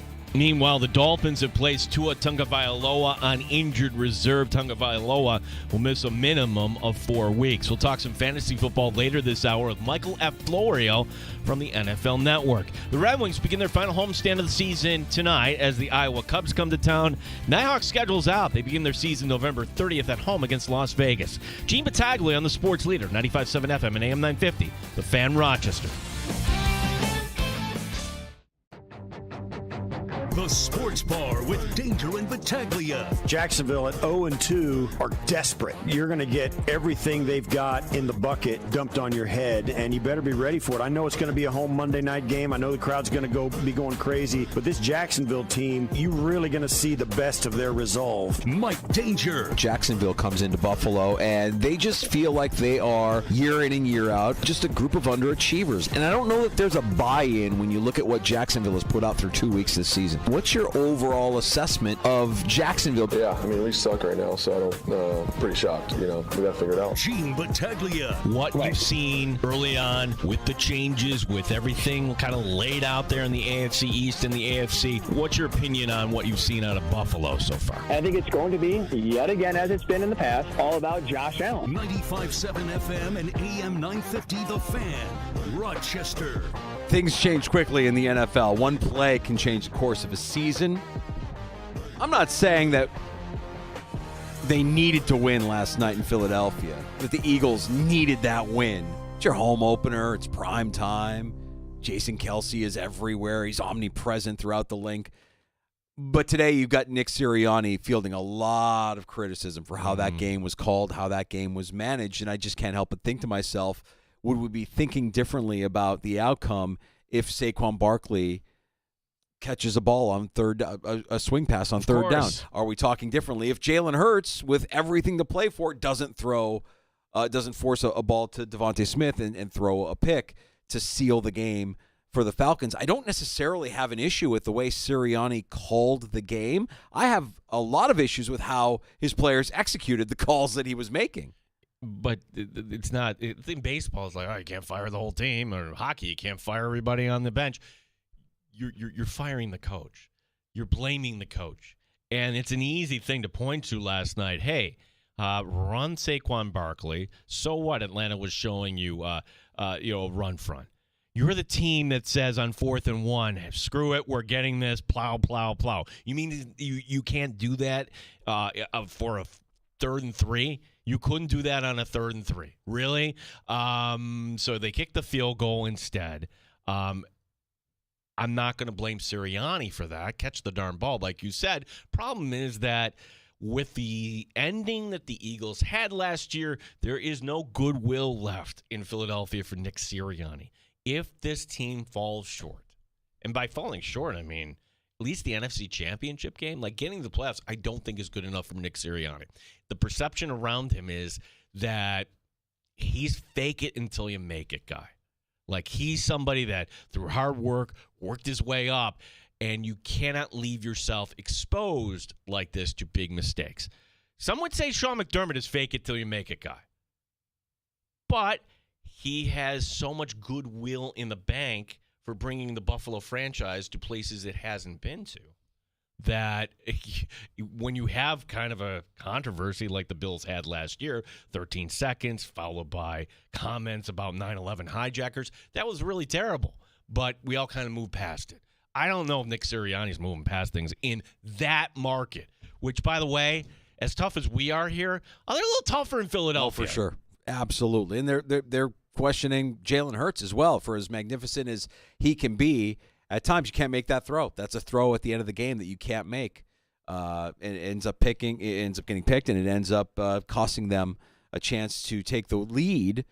All they needed was a field goal. They needed a field goal. They needed a touchdown. They needed a field goal. So the Eagles drop their first of the season, and both teams come out of week 2 from last night 1-1. Kirk Cousins, primetime Kirk, he's winning games in primetime now. And much like what we saw from Aaron Rodgers on Sunday, it sure seems like Kirk Cousins isn't mobile. He's 100% in the pocket, but he's not 100% outside of the pocket. And I think the same could be said for Aaron Rodgers with the Jets. If there's one thing I can say, if you're a Dolphin fan, that it would be encouraging here. Okay, so we mentioned this going into the break, how the Dolphins made a decision to put Tua on IR, which, look, okay, like they got the info back, what they needed to from the doctors. Their schedule's kind of soft here the next few weeks. Yes, they got to go to Seattle, and Seattle might be better than we think they are, but that's a tough road trip. Miami at Seattle. They're home against the Titans, and yes, you tripped up against that Will Levis team last year, but okay, that should be a winnable game. All right, that's also on a Monday night. Can't wait for that. Mm-hmm. At New England, winnable game. Sorry, the Colts are a winnable game. The Colts just lost to Malik Willis. So, to me, the next 4 games, that definitely Tua is not available. And I would have to think even when he comes off of IR, there is that protocol, that ramp-up period. That's the part I don't know here. When you're on injured reserve and you're in the concussion protocol, can you work yourself out of the concussion protocol? Probably. So the earliest, if that is the case, would be a game against Arizona, and there's a chance, if you can imagine this, that Tua could be back for the Bills game on November the 3rd. We're on Elon's Twitter, X, at the fan Rochester. Tim reaching out. Boys, we now have a pattern of ESPN loving a guy and market too much, and it costs the market the game. Game 7 for the Knicks, Stephen A. being treated like a player, and now Kelsey gets 5 hours, and the Eagles lose. It's the ESPN curse. Please, no 5 hours to Jim Kelly on Monday. Yeah, let's keep Jim Kelly and Thurman and everybody away from the ESPN crew. Let's not make it a celebration of Buffalo while they're in Buffalo because, well, we've seen how it's gone here for a couple of instances here, whether it be Philadelphia or the Knicks. Who's hot and who's cold in fantasy football? We're going to talk some fantasy football with Michael F. Florio from NFL Network. He's going to stop by. And listen, there's a lot to unpack here, whether you're talking about injured players, replacements for those injuries, who can step up in certain situations. I'm concerned, as I'm sure many of you who maybe invested in Bills tight end Dalton Kincaid, or if you invested early in a tight end, whether it be Travis Kelce or Sam Laporta, when are you going to see a return on that investment? Who's hot and who's cold in fantasy football? Who's hot? If you could go back in time and you have a pick at the end of the first round, you're taking Alvin Kamara. Why wouldn't you take a running back? Right now, he is doing everything you could hope for, especially like you took CMC or whoever ahead at your running back 1. Alvin Kamara, 5 touchdowns. On the ground, 20 carries, 115 yards, 5.8 average against Dallas. We thought Dallas had a good defense. By the way, they get the Eagles. The Eagles' run defense did not look good. That's what we should be kind of blaming. We're not. Yeah, Bijan Robinson looked fine last night. He looked fine. Tyler Algier had over 50 yards. Big chunk play. So Alvin Kamara hot, and it's not too early to panic, but at some point, a player in their 30s is going to drop off. And I'm just wondering, is this actually the year for Travis Kelce? Travis Kelce, again, a non-factor as the Chiefs get Atlanta coming up Sunday night. So right now he's got an opportunity to Sunday Night Football, of course, the girlfriend will be down there in Atlanta. Is that a fact? Do we know for sure she's going to make an appearance in Atlanta? No. We don't. But you're saying if there's NBC would be covering it, of course. Yeah. Who's hot and who's cold in fantasy football? It's brought to you by AirQuip Heating and Air Conditioning. It's fun and challenging to know when to start a player that's heating up or bench one who's cooling off. It's not fun to be too hot or too cold in your home or business. Make the best lineup call you can and call AirQuip today. Michael F. Florio. Talk some more fantasy football next from the NFL Network here on The Fan. You're listening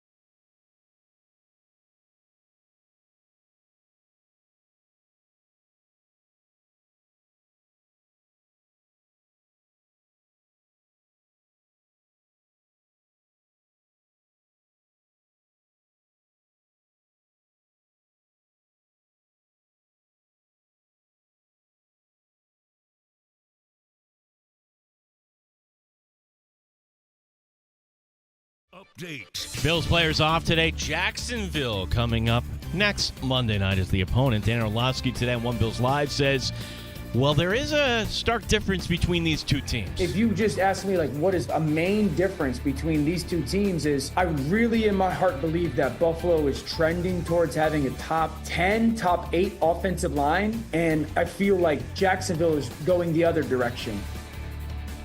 The Dolphins, meanwhile, have placed Tua Tagovailoa on injured reserve. Tagovailoa will miss a minimum of 4 weeks. We'll talk some fantasy coming up next. Michael F. Florio from the NFL Network joining us right here in the Sports Bar. Rochester Red Wings begin their final homestand of the season tonight. It's the Iowa Cubs as the opponent. The Nighthawks schedule's out. The season begins November 30th at home against Las Vegas. Gene Battaglin, the sports leader, the Fan Rochester. Neat or on the rocks? It's the Sports Bar with Danger and Battaglia on the Sports Leader, 95.7 FM and AM 950 The Fan, Rochester. Michael F. Florio talking fantasy football at NFL Network, joining us in the Sports Bar. Let's start with the breaking news of the day, Mike. Tua goes on IR. Not a surprise. And we've had some time here since Thursday, really, to kind of try to decide what this means for the weapons that a lot of us invested a high price in while we were drafting in fantasy football. What does this mean for Tyreek Hill? What does it mean for Jalen Waddle, Devin Achane, and Raheem Mostert if he ever gets back on the field? How are you today, bud? I'm doing well. Coming off of a big Bills win against this Dolphins team. Look, Tua being out is good for the Bills because the Dolphins are their biggest threat, I would say, in the division. At least now they were, but yeah, it's not great with Skylar Thompson. We have seen him start 3 games in his career, one of which was a playoff game against the Bills. Tyreek Hill and Jalen Waddle have both been active in all 3 games. Tyreek Hill has topped 50 yards in one of those. Jalen Waddle has never. So I don't think – look, Tyreek Hill, you still have to start, even without the play of Tua there. His upside is too high. We know that he can get behind a defense and score a touchdown at any point. Jalen Waddle, I have him on only one team. I'm pretty happy it's not more. I still think you have to start him. You just have to understand that both the floor and ceiling are lower. Given all the injuries around the league, I highly doubt you have another option you could plug in front of him. But if you do, hey, take it. As for the running backs, Devon Achane looks like he's a potential league winner in the making. He got even more volume last week with Tua being down. And even in it being a blowout late in the game, they continue to feed him the ball. So I would expect even more running if Raheem Mostert is healthy this week and getting the 2 of them going. I think you can continue to ride out with the backs, and Achane is a must-start. The receivers, Tyreek Hill still a must-start, but it's a little bit more volatile now. Michael, I love talking to you on a Tuesday because tonight we're all going to get in front of our laptop and look at the waiver wire and how could we improve the back end of our roster. Maybe you have injuries here. First stop here on the tour being Kansas City. And Isaiah Pacheco, he's going to be out for quite some time, which means, all right, are we putting any stock to what's behind him? What are your thoughts on Carson Steele? Is it going to be him? Is it going to be the other guy, P-Ryan, they picked up from the Broncos? How would you assess the running back situation in Kansas City?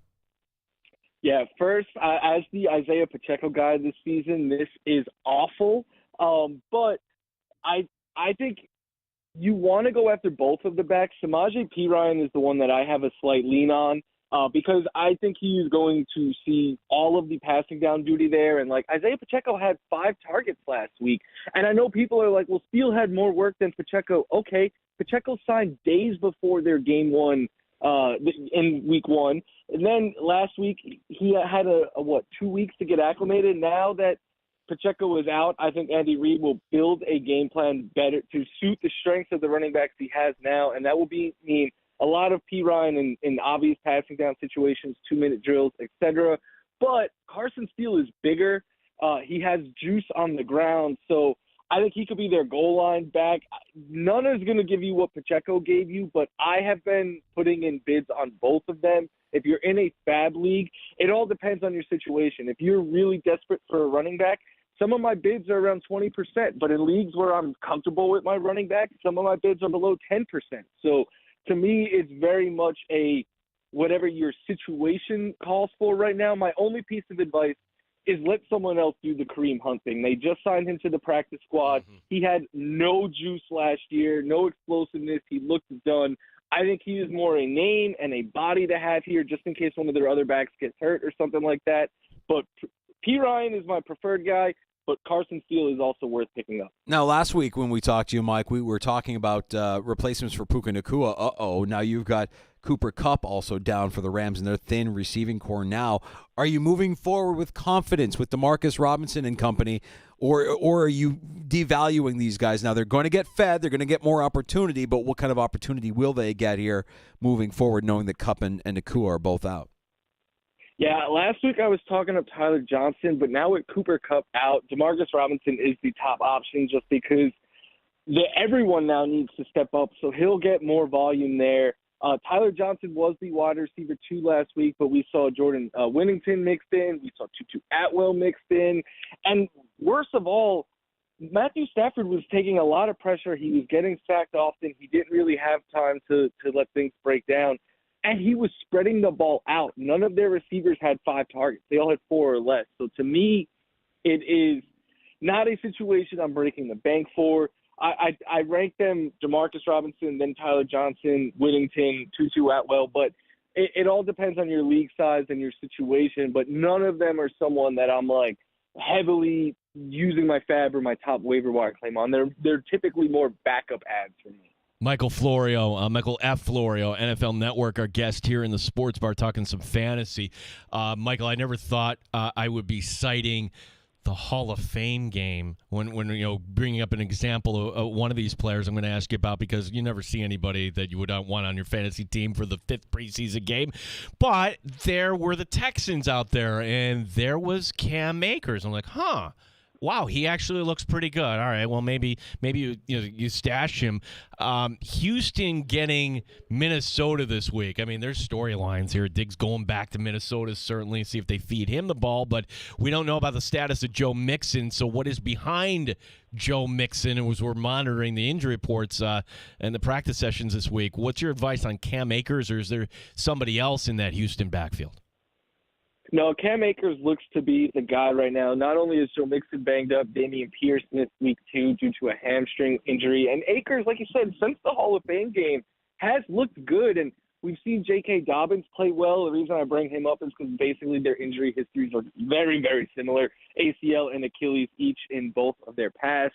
I'm not, again, breaking the bank for Cam Akers, but if I'm in need of a running back, I am putting in a couple of bids on him because just in case Joe Mixon is out. I know they are saying it's not serious and everything. We have heard this before. We heard it with CMC. We've heard it with a lot of other players, and then we heard it with Ken Walker. And then when that player is out the next week, the backup is going off. So, again, not someone I'm breaking the bank for, not someone I'm expecting to be my long-term answer. But if I need a plug-in play option in week 3, and a lot of my teams do with all of these injuries, you could do a lot worse than Cam Akers if Joe Mixon does. Now, we saw a little bit of a breakout performance in week 2 from product of Wisconsin. We're talking about the rookie, Braylon Allen. Is he the clear handcuff to Breece Hall, and somebody that if you own Hall or somebody that if you want just maybe for the upside you want to add this week on the waiver wire, chances are he's available on your roster or on your waiver wire? Yeah, he is someone that I'm interested in adding, not just because of what he did. He had half as many carries as Breece Hall and as many targets, which is important because we thought that Breece Hall would get all of that volume. But it is possible that Braylon Allen, especially on a Jets team that is very weak at wide receiver after Garrett Wilson, he could be a larger part of this offense than we realize. But the whole thing is what you said, the backup, the handcuff. He is an injury away from being a top 20 running back with more upside. So he was someone I liked during the draft process, kind of hated where he went because he's going to be buried behind Breece Hall for the foreseeable future. But, hey, he might carve out his own role here, and he is definitely one of the top handcuffs. And with all of these injuries going on right now, you see the importance of, one, having your own handcuff, but if nothing else, having someone else's handcuff, because if that guy goes down, then all of a sudden now you have a starting caliber running back on your team. Yeah, I would imagine that somebody paid draft capital for Justin Jefferson, as they should, and hopefully he's going to be okay, but he wasn't able to finish out, and you have Jordan Addison also dinged up there. What do we know about Jalen Naylor? Is this somebody worth considering? Back to this, again, Minnesota-Houston matchup on Sunday. Yeah, I think so, as long as it depends on the health of the other guys. Like if Justin Jefferson and Jordan Addison play this week, then that's one that you end up throwing back to the waiver wire and you have no need for. But if those guys are out this week, all of a sudden Naylor, who has been stretching the field and scoring touchdowns for them, and Sam Darnold has looked great through 2 weeks. Now all of a sudden we're talking about him being the top target on the Minnesota Vikings. So another one of those ads similar to Cam Akers. Like, you're not adding him and breaking the bank for him and expecting him to be your guy for the rest of the season. But a lot of people are in desperate situations come week 3. I have a team where my entire bench is hurt players. So I need to plug in options. And Cam Akers, Naylor, these are the kind of guys that help you stay afloat and survive. And that's what I keep telling people right now.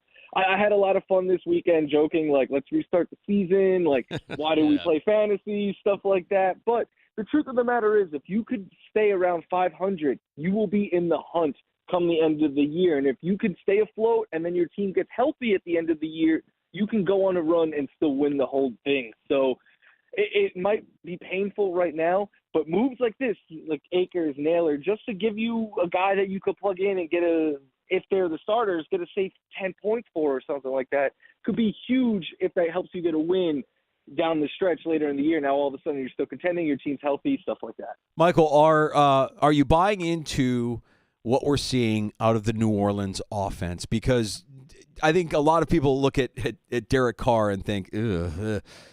He hasn't really even been tested so far this year. He hasn't really thrown the ball a ton downfield. He's been extremely, extremely efficient, and especially if you're in a super flex league, is Carr somebody that has to be picked up, has to be rostered? How are you evaluating him for the rest of the season?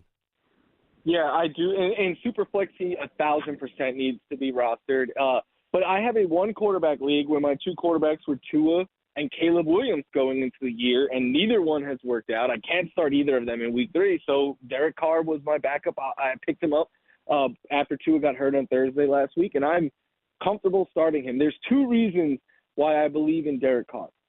One, Clint Kubiak has brought 2 things to this offense. They're using motion they went from the second lowest rate of motion, now they're in the top 10, and they went from the lowest rate of play action passes to the highest rate through 2 weeks. So those are 2 things, motion and play action, that make passing easier. It helps modernize their offense. And the crazy part is we haven't really had a big game out of Chris Olave yet. I'm not saying Derek Carr is going to be the QB1 and the Saints are going to lead the league in points. But I think right now he could be a reliable QB1 for you, especially if you lost someone like a Tua and your young guys aren't working out like the position I'm in. Yeah, I'm looking at some of these matchups here coming up, and I guess it's a lesson that, hey, you can wait on a defense because you always could stream. I see a couple streaming options. Just want to see what you think would be the best play here, whether it's anybody against Carolina, and I would think that in a lot of leagues the Raiders might still be available. They're maybe not. Certainly their defense is very sound, but I didn't think Tampa Bay was going to do what they did up in Detroit last week, being down all those players in the secondary. And here the Buccaneers are back home against a Denver offense that's they've looked just as bad as Carolina. What would be your advice when it comes to streaming defenses this week, Michael? You mentioned 2 great ones. I love the Raiders against the Panthers, even with it being Andy Dalton. Until we see a reason not to stream against the Panthers, I'm going to do so. The Bucs against the Broncos are a great one because Bo Nix is having turnover issues to start the year. He's taking some sacks. And if you miss out on those guys, the Chiefs, they might not be available, but I like them against the Falcons, the Titans against the Packers because it's still likely going to be Malik Willis. If it's Jordan Love, I take that one back. And then the Colts, I know they swung and missed last week, but right now the Bears' O-line is awful. They've allowed the most unblocked QB pressures and unblocked sacks this year. So I take a shot on them against the Bears. And if all else fails, Packers against the Titans, because Will Levis is good for like 2 complete head-scratching moments. He reminds me a lot of a less talented 2018 Josh Allen, where he would do some crazy things and you'd be like, what is he thinking? Will Levis does that, but even more extremely. Michael, if you're somebody who invested heavily during draft season in the tight end position and you took Laporta, if you took a Kelsey, are you having that buyer's remorse now? Are you staying the course? What is your advice to somebody who maybe invested in one of these guys who just hasn't shown up through 2 weeks? Well, one, I would have told you should have listened to me and not drafted those guys and instead took Trey McBride, who I had as the tight end 1, and you could get 2 rounds later. But it's too late to go back now. So if you have a Laporta, a Kelsey, a Mark Andrews, I think you have to just continue rolling with them. What is your better option? With Jake Ferguson, Evan Ingram, David Njoku being hurt right now, the tight end position is thinner than ever. So unless you picked up or drafted Brock Bowers as your tight end 2, there's no way I could tell you to sit Kelsey or Laporta or something like that for Mike Gesicki or Jonnu Smith or Colby Parkinson. So you're kind of handcuffed to your tight end 1 right now. Tight end has quickly become a wasteland once again, but the waiver wire is extremely thin, and there is no one on the waiver wire that brings anywhere close to the upside that those other guys have. So, yeah, I know it's been a disappointing 2 weeks. I'm most worried about Sam Laporta because Jamison Williams is real and is a huge target threat there, but you still have to ride with him because there's no one else on the waiver wire that could give you anywhere close to the upside that those tight ends give you. What about Dalton Kincaid? I know you're paying close attention. Yeah, I'm fine with Dalton Kincaid. Look, week 1 didn't go his way. I said week 2 would be better for him. And if you watch the game, and I know everyone listening did, there was a concentrated effort by the Bills to get Dalton Kincaid the ball early in that game. I think him and Shakir and Keon Coleman are the clear-cut top 3 targets for Josh Allen. It was just a game where James Cook ran all over the Dolphins. They had the pick 6. It was a short field on numerous occasions. Josh Allen threw 19 times for 139 yards. I don't got to tell Bills fans there's going to be many games where he throws a lot more than that, especially look at who they have in the upcoming weeks after Jacksonville. They get the Ravens, the Jets. I know later in the year there's the Niners and the Lions. And, these are going to be high-scoring games where they have to throw the ball, and Dalton Kincaid will shine. I think week 1 was just the Cardinals, did everything they could to kind of take him out of the game. And week 2 was just a game where they didn't need to throw the ball much. So I think we've seen the floor for Dalton Kincaid. We have yet to see the ceiling, and I still believe that better days are coming. And in all the leagues that I have him in, which is more than a couple, I'm starting him and not even thinking twice about it because, again, am I going to drop him or pick up Mike Gesicki and play him over him? No, I'd much rather the upside shot with what could be the number 1 target for Josh Allen. So I'm continuing to ride with Dalton Kincaid. Michael, last one from me, because maybe you don't get what you're hoping for tonight when you find out when you open up your phone. That's so exciting, right? On a Wednesday morning. Did I get him? Oh, I didn't get him. There's always the trade route. And again, we're only into week 3. But is there a veteran right now, whatever position that may be, that is underperforming, that maybe might be a reserve on somebody's bench that you could go target? I'll just give you the quick example. I got this dumb trade offer in one of my leagues because I have Jordan Love and I have to kind of sit with him. Hey, you need a quarterback this week. How about Justin Fields? That was a quick rejection there, but I could see what that other owner was doing there. Hey, maybe I can get Jordan Love there on the cheap. Do you have any advice on the trade market right now here as we're entering week 3? Yeah, there's 4 wide receivers that I would actively be going after. Now, some of them are too big names to be on the bench, but a couple of them might be. The high-end guys are Jamar Chase and Brandon Ayuk. They're off to slow starts. They had to hold out all summer long. They also both get fantastic matchups in week 3. I love Trey White. Shout out to Trey White. Trey White has been getting cooked by speed out wide on a daily basis this year. That is Brandon Ayuk. Jamar Chase gets the Commanders, which is the absolute best matchup a wide receiver could have. And then George Pickens, I know last week looked disappointing for George Pickens, but he had a 51-yard catch called back, which was phenomenal play all around by Justin Fields and Pickens. He had a 6-yard touchdown call back, and then he drew another long pass interference play on Patrick Surtain. I think better results are coming for George Pickens. I believe in his talent, the way they are using him, all of that. And then the last one is Deontay Johnson, who is probably on a lot of people's benches right now. I loved Deontay coming into the year because I believe in his talent, his ability to get open, all of that. It's just quarterback play has held him back in Pittsburgh, and then quarterback play has held him back the first 2 weeks. I don't think Andy Dalton is great or anything what he used to be, but he had one start last year where he came in and all he did was force feed the ball to his veteran wide receivers. We've already heard Dave Canales talk up Deontay and that the passing game revolves around him. It's not his fault that Bryce Young was aborting on clean pockets and just chucking the ball immediately. I think Andy Dalton will get the best out of Deontay Johnson, and I'm willing. His value is lower than ever right now, so I'm willing to roll a dice there on him. Michael, 0-2 isn't the you're not on life support if you're starting a season 0-2. Let's face it, the season's a little bit longer. You might not be feeling great, but you're not dead. What do you say to the fantasy manager here that's facing an 0-3 start if they don't get the W this weekend? Yeah, 0-2 is not the end. Neither is 0-3, but you really want to get a win. Like if you lost 2 games in the middle of the season, you wouldn't be like, my season's ending. It hurts when it happens this early. But you might have excuses. Like you probably have players that have gotten hurt or something like that. My advice is what I was saying earlier. Like it's a long season and it's 14 weeks. All you got to do to be in the hunt come the end of the year is be 500. I play in a lot of leagues every year. Around 500 is in the hunt for the final playoff spot. So take it week by week. And what I keep telling people is if you're dealing with a lot of injuries, your fab is more important to you now than it is at the end of the year, because you could save it for the end of the year, but who cares if you're 4 games under 500 or something like that. So if you can use your fab now, for a lot of these players we spoke about, Quentin Johnson is another one that I like a lot that we didn't really talk about.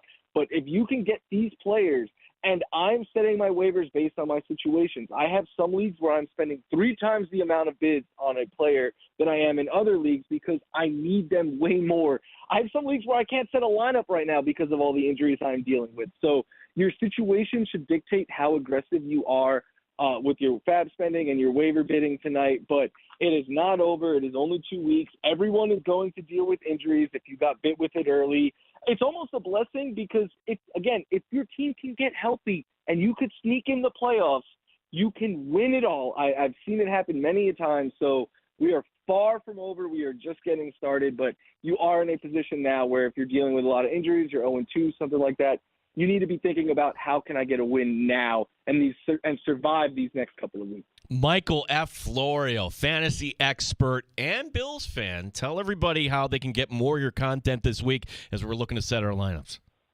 Yeah, NFL Fantasy Live on the NFL Network, Insiders, NFL.com, Rotoballer.com, all the places you can find my work. And just all in one, just follow me on Twitter at Michael F. Florio. That is, you see everything there. Michael, great having you on with us. Really appreciate you giving us time. Good luck this week, and let's do it again next week, same time. Sounds good. Go Bills. You got it. Michael F. Florio, NFL Network, stopping by the Sports Bar to give us some fantasy football advice as we head into those Week 3 waiver wire claims. I love this here, and I think he's right, too. Like 0-2 in fantasy. It's not like 0-2 in the NFL where the world is ending. You have enough time. But you should kind of pay attention to your waiver wire on Tuesday night. And specifically defenses. Like, if you can go get the Raiders if they're still sitting out there, I can't imagine, maybe 50% of the leagues might still have the Raiders available. Probably a lot of leagues, teams are dumping the Tampa defense. Yeah, that looks like a favorable matchup here, too.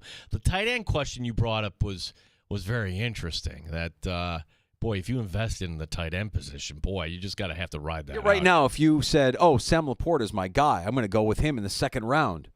Oh, my God. Sam Laporta had no catches, no targets in the first half last week. What are they doing there? I'm sympathetic if you believed in Laporta based on what he did last season as a rookie. Less so if you're invested in Kyle Pitts and you're like, oh, this is the year. Like, something about Kyle Pitts just ain't working in Atlanta. And last night was another example of it where it's just like, nope, he's not the dude. They're just not feeding him as a featured receiver in that passing game. I had so much to unpack from last night's game. And another thing I'm thinking to myself here is, Shame on you, Vic Fangio. I mean, I know you want to play prevent. I know you want to play soft. You don't want to give up the. No. I mean, No. you just gave up so much space. It was so easy for Kirk Cousins down that final drive to get that touchdown. It's not taking into account that's a quarterback danger that's coming off an Achilles. Like, make him move. Send an extra guy. Make him make a quick decision, the hot read. Honestly, like, if you're facing a quarterback coming out, anybody faces Aaron Rodgers, same sort of deal. So, I mean, there are a lot of people and coaches you can blame, and we'll talk about this in happy hour, but ultimately it's going to be the head coach that's going to pay here. Always. All right, happy hour is on the way next. We have time for your calls. Love for you to join us, 866-4326, as we look ahead to the start of Week 3 coming up here on Thursday night with the Jets and the Patriots. Of course, the Bills playing again on Monday night as they host the Jaguars with an early kickoff at 7:30 coming up here on Monday. Action you'll be able to hear on The Fan. Rochester, join us for happy hour next on The Fan.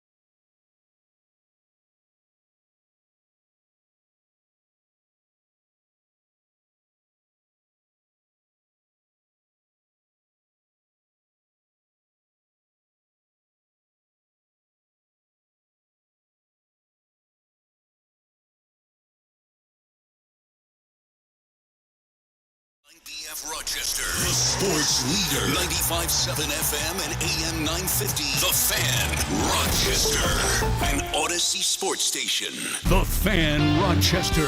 Sports update. 11 days between games for the Buffalo Bills as Jacksonville coming up as the next opponent on Monday night. Ben Bolin today on One Bills Live thinks that their head coach Doug Peterson is on the hot seat. The owner there, Shad Khan, made no bones about it. He came out and told the media, this is the best team we've ever had. We're the most talented. It is time to win. Prove how good we are by winning now. And it really turned up the temperature on Doug Peterson early in the season. Doug Peterson needs to win some games in the worst way. Meanwhile, the Miami Dolphins have placed Tua Tagovailoa on injured reserve. Tagovailoa will miss a minimum of 4 weeks. Baseball tonight, the Rochester Red Wings begin their final homestand of the season as the Iowa Cubs come to town. Rochester Nighthawks schedule is out. The season begins at home on November 30th against Las Vegas. Gene Battaglia in the sports leader, 95.7 FM and AM 950, The Fan, Rochester. The Sports Bar with Danger and Battaglia. Jacksonville at 0-2 are desperate. You're going to get everything they've got in the bucket dumped on your head, and you better be ready for it. I know it's going to be a home Monday night game. I know the crowd's going to be going crazy, but this Jacksonville team, you're really going to see the best of their resolve. Mike Danger. Jacksonville comes into Buffalo, and they just feel like they are, year in and year out, just a group of underachievers. And I don't know that there's a buy-in when you look at what Jacksonville has put out through 2 weeks this season. What's your overall assessment of Jacksonville? Yeah, I mean, we suck right now, so I don't, pretty shocked. We got to figure it out. Gene Battaglia. What you've seen early on with the changes, with everything kind of laid out there in the AFC East and the AFC, what's your opinion on what you've seen out of Buffalo so far? I think it's going to be, yet again, as it's been in the past, all about Josh Allen. 95.7 FM and AM 950, The Fan, Rochester. Welcome into Happy Hour. Thanks for joining us in the Sports Bar, Rochester's only local sports talk show. 3 hours of fantastic sports talk for the Flower City every afternoon from 3 until 6. Thanks for listening at 95.7 FM, AM 950, the free-to-download Odyssey app, your smart device when you ask it to play 95.7 The Fan. Even our video stream, if you're watching on our YouTube channel at The Fan Rochester, our stream on Twitch at The Fan Rochester as well. We can't do this without you. Much appreciated as we look now ahead to Week 3 in the NFL. We do. And actually, we have a little bit of Bills breaking news here. Ow! Ow!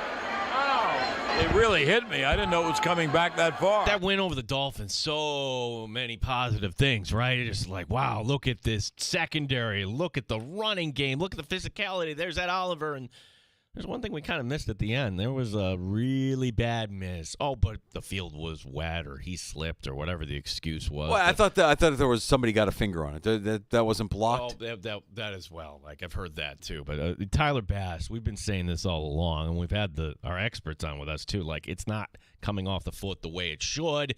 But you look at the contract and say, well, the best you can do is hope that he figures this out because you can't cut him.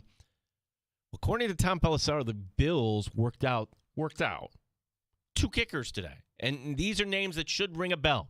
First being Cade York. Cade York, a former 4th-round pick of the Browns, and he didn't last more than 1 year. That was kind of a bust, but he's bounced around here a little bit. He was on that 2019 national championship team with the Tigers. So Cade York worked out today.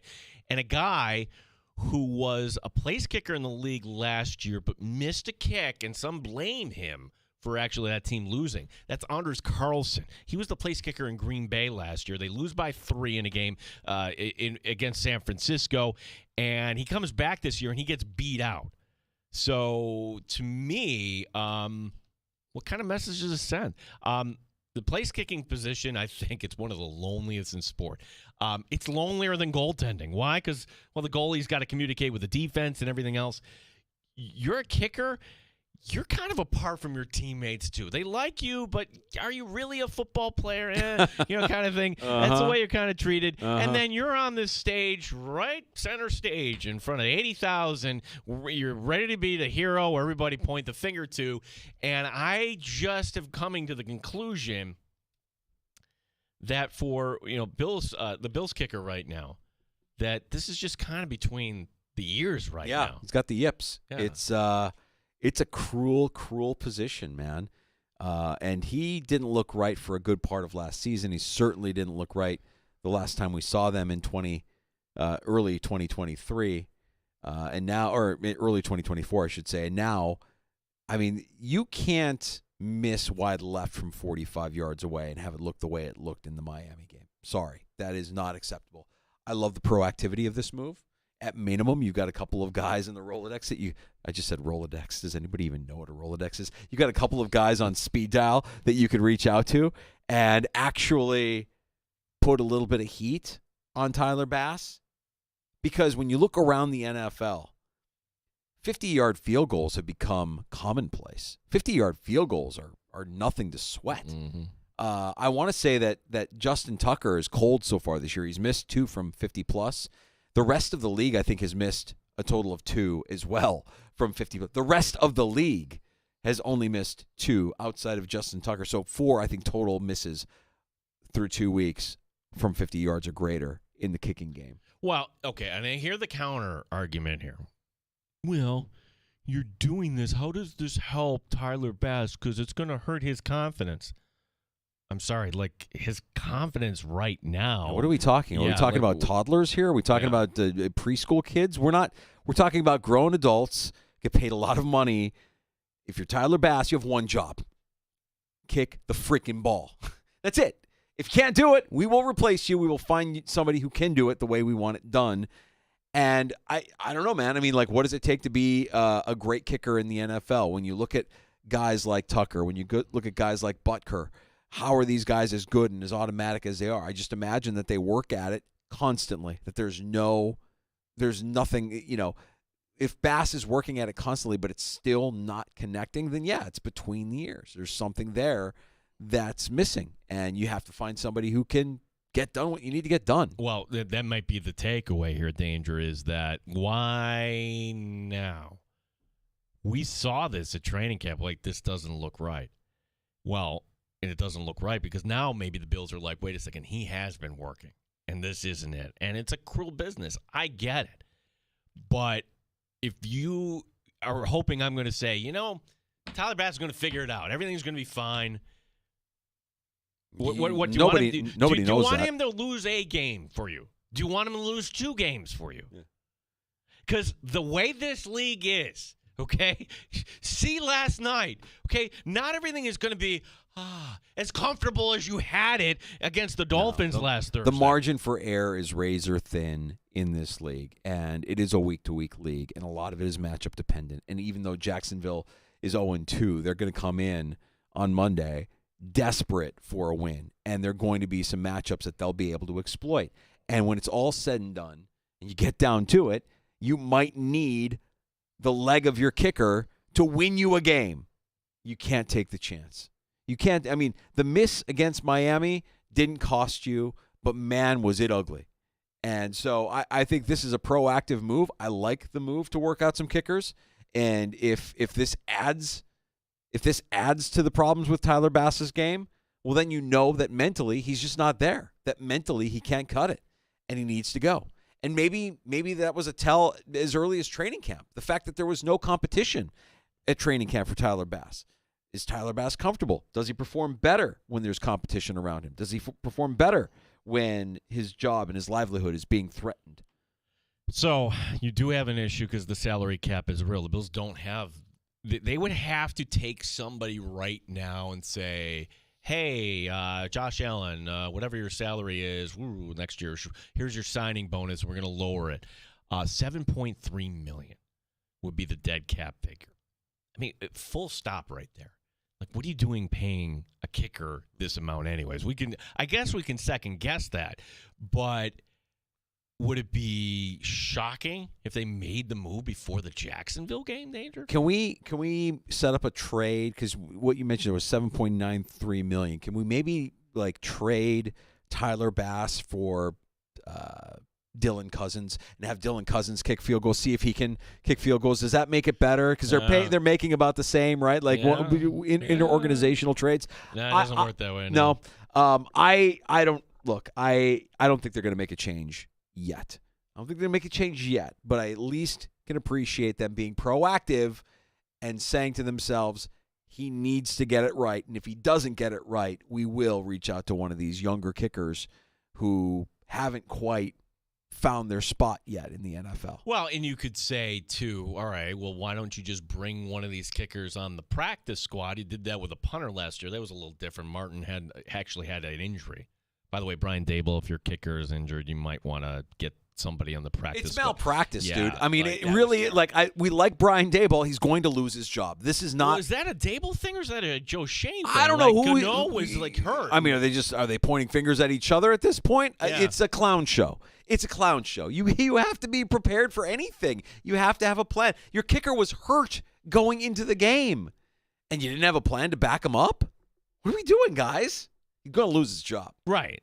Or maybe Terrible. you would just kind of say, you know what, let's get some. I don't want to say your word slappy here because, you could go get a Cade York. You don't, my original point here, you don't need to onboard a kicker. Okay, we're seeing the Chiefs onboard Kareem Hunt to the practice squad. Yay! Does that not make you feel good about where the Chiefs are at, that they're bringing back that guy for the practice squad? They're doing that just to kind of see a kicker kick the ball. There's no playbook to learn. There's nothing. Spot, snap, kick, up, it's good. That's it. I like that the Bills, because I think the Giants also worked out some kickers as well, speaking of the Giants, and I think that the name I saw was Randy Bullock, and as soon as I saw him, I'm like, whoa. Randy Bullock is still out there floating around. Randy Bullock is a treasure. Randy Bullock has a bigger gut than I do, Danger. Like, that is like a man's man there. Like, you could throw it back. Here comes Randy Bullock with the dad bod coming out there. He is a man's man. You're right. That is 100%, do not 100% do dad. not slander Bullock. He would fit perfectly up here. Can't have Randy Bullock. I want the younger guy with less tread on the tires and maybe a little bit more fit. Just a little bit more fit. You or I out there kicking, wearing the tight uniform on Sunday, looking just miserable. Like, what are we doing? It's like if you had to name somebody in pro sports today that, oh my gosh, this guy doesn't look like a pro athlete. He looks like an average Joe. To me, Randy Bullock is right at the top. There's a lot of baseball players that fit the description as well. What did Romy used to call them? Skilled fat guys. Yeah, I mean, that's like on the mound. As long as you don't have Bartolo out You're there. You're a very skilled fat guy. Yeah. Up there hurling 100 miles an hour, even though you're a little bit overweight. All right, well, so that's – look, I can appreciate the proactivity of that move by the Buffalo Bills. Whether or not it means anything or whether or not it messes with Tyler Bass, we'll see. Maybe it jars him back into a groove. If he's working and he's not getting it right through that work and it's between the ears, then, yeah, you've got a problem. You've got a kicker with the yips, and you can't have that. You got to have somebody out there kicking with confidence. And even then, it's not a guarantee. Again, Justin Tucker, 0 for 2 this young season on field goals over 50 yards, which is very un-Justin Tucker-like.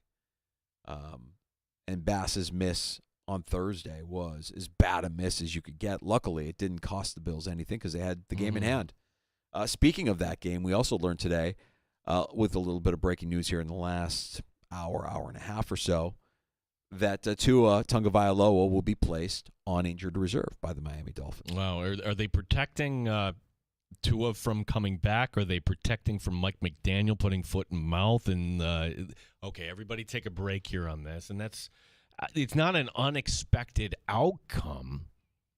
And I don't think, Danger, it's actually kind of a – it's not a death sentence for the Dolphins season, meaning can they actually split their next 4 games? They're in Seattle this week, and I would say that's actually their toughest game. They're home against the Titans. Granted, they lost to them last year when they did have Tua. They're up in New England. They're in Indianapolis. I could see this team, for everything that's gone wrong, Skylar Thompson, can he make a few plays? Maybe Huntley is up to speed by that point. Like, if you're 2-2 and you're 3-3 and you're farting around, okay, well, maybe you could be in the wild card. Right. I mean, as far as the division, yeah, good luck with that. But, wild card, they're not done. So could Skylar Thompson guide them to a 500 record over wait the a 4 second. games? Like, what am I saying that's all wrong with this, though? I'm saying what I fully expect is that after 4 weeks, Tua was working out. He was clear concussion. We wanted to really make sure that Tua was okay. So he's back on the field. Now, the disclaimer here, I'm not 100% sure of this. When you go on IR, are you still allowed to get cleared through concussion protocol? Danger, I'm going to say yes to the fact where, all right, October 27th, would he be ready for that game against Arizona? Hearing what I'm hearing from Tua, hearing the coach say this, knowing that Stephen Ross, they're all in win now mode. It's just unsavory that you're going to see Tua out there. Yeah, I believe. I mean, the human element of this is you hope the guy does what's best for his future and for his family and for himself, and that he, down the road remembers his name and his kids' names, and because there's too many stories, too many cautionary tales that exist around the NFL of players who've suffered this head trauma over the course of their careers that aren't able to do that as they get older. And it's sad. It's heartbreaking. And he's still a young guy who's got a lot of life in front of him and a lot of opportunity in front of him. Football won't be the thing that defines Tua Tagovailoa when it's all said and done. I think the tell as to whether or not they are treating this most recent head injury with any sort of severity is when he comes back, is he wearing the Guardian cap? It should be a no-brainer. Like, NFL players need to get over it doesn't look cool. If you think that this is something that will add to your quality of life later because it offers an additional layer of protection for your head, you shouldn't be shamed into wearing the Guardian cap. Wait a second, NFL players? How about the NFLPA in Park Avenue? I'm asking this honestly. Why isn't this a thing? Because it doesn't print well on television? It makes you look less masculine? Why isn't this a thing right now if we are really concerned about player safety? Because I'm going to tell you what's going to happen this week in the NFL. Ready? Bold prediction time. Somebody will suffer a concussion. Now, will that concussion be prevented by a Guardian cap? I can't answer that, but perhaps. If the odds tell you you're safer that wearing a Guardian cap, look, the first time you see it, and there was a tight end from Tennessee this week when I'm watching that, I'm like, oh, that's what it is. Who cares? Big deal. We saw it back in the early 90s, right? Kelso wore the big, great Gazoo helmet, and there's got to be a technology that exists that maybe it's not the Guardian cap, but maybe it is a helmet that offers an additional layer of protection. For all the talk that they give you about player safety and how important it is, I want to see their actions match their words. I have yet to see it yet. You could say, well, the Guardian caps are a step in the right direction. Yes, during the week and during practice and the limited amount of contact that they're experiencing through the course of a practice week, sure. But on game day, it's not like they stop hitting each other. It's not like they're not doing damage to their brain with every hit that they take.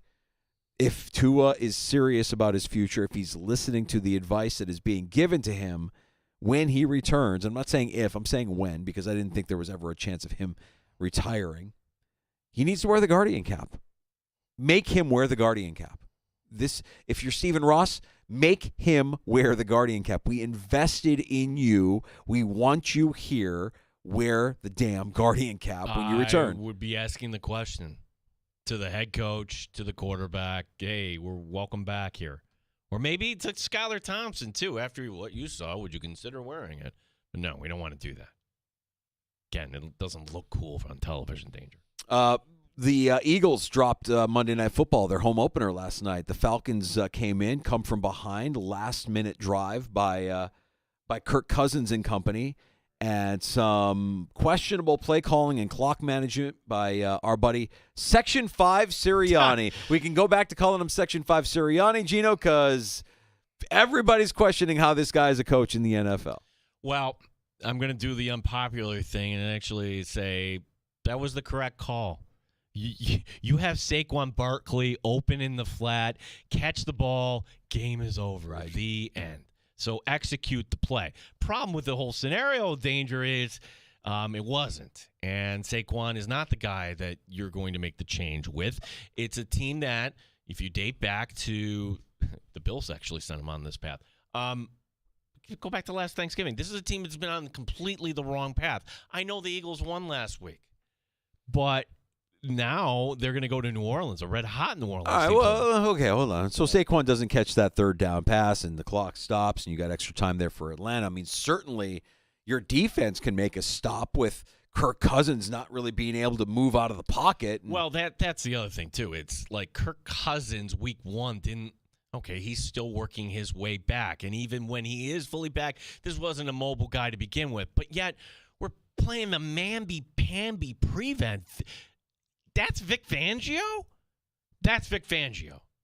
Okay, so maybe the defense can't get a stop, but boy, Atlanta sure scored quick, and there was plenty of time with a couple of timeouts left for Philadelphia to go down the field and kick the game-winning field goal, except Jalen Hurts throws a pick. So it's just funny to me that the head coach will get all the blame, and deservedly so. You're the head coach of the football team. I don't have a problem with the way the game was called. I have a problem with the execution on the field. You can go back to certain points in the game, like, okay, you could take the 3 or you can go for it on 4th. And it was a word early in the game, you could have kicked the field goal. Right, I agree so with like that. There's not sometimes coaches are so aggressive that, but again, the flip side of that coin is imagine if the Bills didn't go for it on 4th and 3. Early in that Dolphins game. They set a tone, and they scored a touchdown on that play. They had the perfect play call. It was perfectly executed. It's not the play call, it's the execution. Did they go for it on 4th and 3 danger because Sean McDermott believes in his offense, and we want to set a tone? Or they really didn't trust their kicker? Oh, it's possible. Right? It's possible. I don't know. Maybe sometimes necessity, the mother of invention, as they say. Our friend LeBaron joining us. 866-4FAN, 866-4326. This guy can save it because I already know where he's going with his call. Go ahead, LeBaron. I'm here. Hey, what's up? How are you? The thing is with the Guardian caps, there are some helmet models that are just as effective, if not better. The reason why a lot of guys don't like wearing the Guardian caps, aside from them looking stupid, is it covers all like the holes and the ventilation in your helmet. Mm-hmm. It adds a little bit of unbalanced weight. But there's lots of models that are just as good, if not better. The Shutt F7s, the Axiom helmets, the Flex F2s, and the what is it?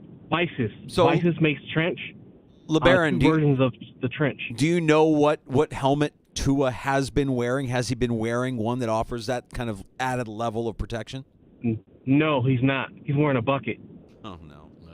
Well, that's what we call him. Well, LeBaron, when he returns, and I think you probably agree with us that it's not a matter of if he returns, but when he returns, will you check in with us? As you're our new helmet expert here in the sports bar, and I want to make sure we know what we're talking about. Because I'm not a doctor, and I'm not an equipment manager. I don't know the latest in helmet technology. I know what I see when we go to training camp, and we see Guardian caps at practice, and we see players wearing them.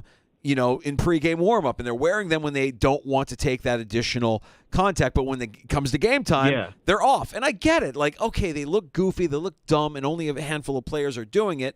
I don't hate the players that are doing it for doing it, but I also want to know that if a guy like Tua is at risk for having a miserable future after his NFL playing days are done, if he's listening to the people that are smart about this and are telling him, protect yourself, that he's actually following through. So I need to know that he's wearing, if he's not wearing a Guardian cap, tell me that he's wearing something other than a bucket.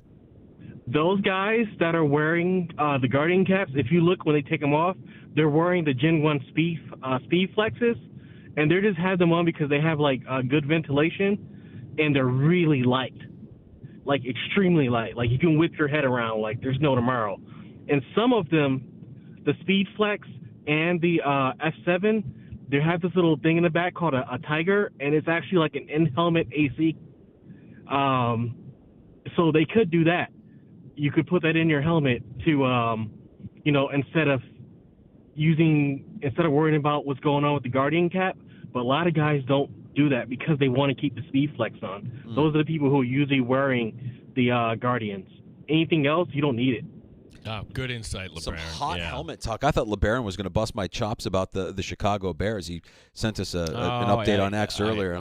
We're not a Chicago Bears show, LeBaron, but I see what you're doing. I know. Well, he just wants to needle you. Yeah, well, they had a good preseason. I can hang my hat on that. I think That's a good call because it brings up the point that there are some other issues other than how it looks, ventilation, amongst other things. It's a fantastic call. We now have a helmet expert in the sports bar. LeBaron, our official helmet expert. We just listened to some hot helmet talk here in the sports bar. I'm fired up over that call, LeBaron. Thank you. But Tua wearing a bucket. Okay. That's it's telling, right? That's telling, yeah. Come on now. What are we doing? Aaron, one of our regulars on Elon's Twitter, X, at the fan Rochester. Were there any concussions in training camps or practices while wearing the caps? Aaron, I think there's always going to be concussions in the NFL. I don't think there's anything you do to prevent that entirely, but I think the Guardian caps minimize that risk. And I don't remember, during Bills camp at least, any reports of any players being concussed or out with concussion.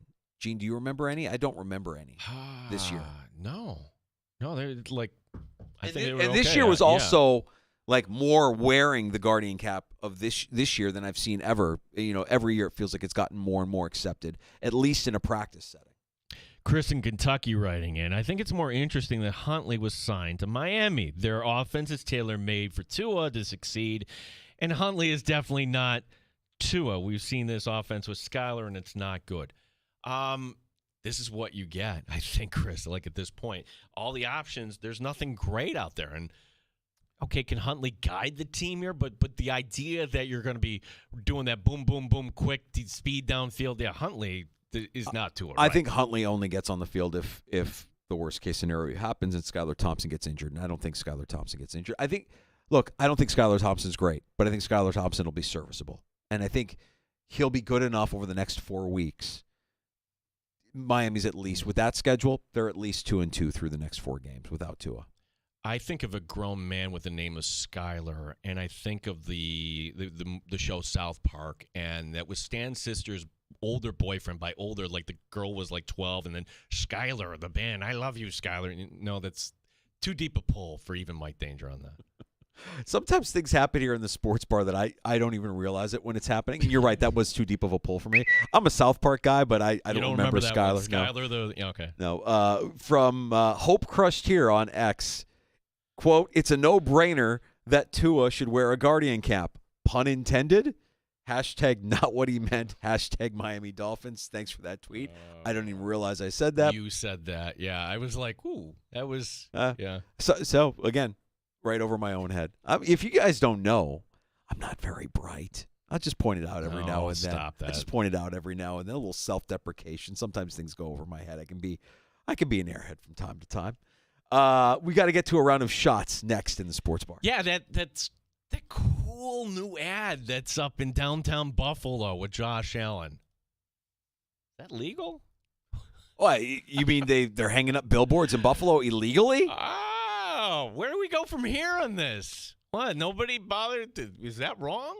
If I would never have done that had I not known. You can't. Wait, you mean you just can't go up to a historic building in a downtown metropolitan area and hang up a giant billboard? Was that wrong? Should I not have done that? I tell you, I gotta plead ignorance on this thing, because if anyone had said anything to me at all when I first started here that sort of thing was frowned upon, because I've worked in a lot of offices, and I tell you, people do that all the time. We'll have that. I will be a little Misfitian, as we'll talk a little baseball here as well. We actually have a timetable according to what Brian Windhorst is when the NBA will expand. We'll get to that. And one school out there is taking a wild approach to NIL, and I don't know if their fans are going to like it here. A round of shots before we get to last call. You can pull up a stool and join us as well. 866-4FAN, 585-866-4326.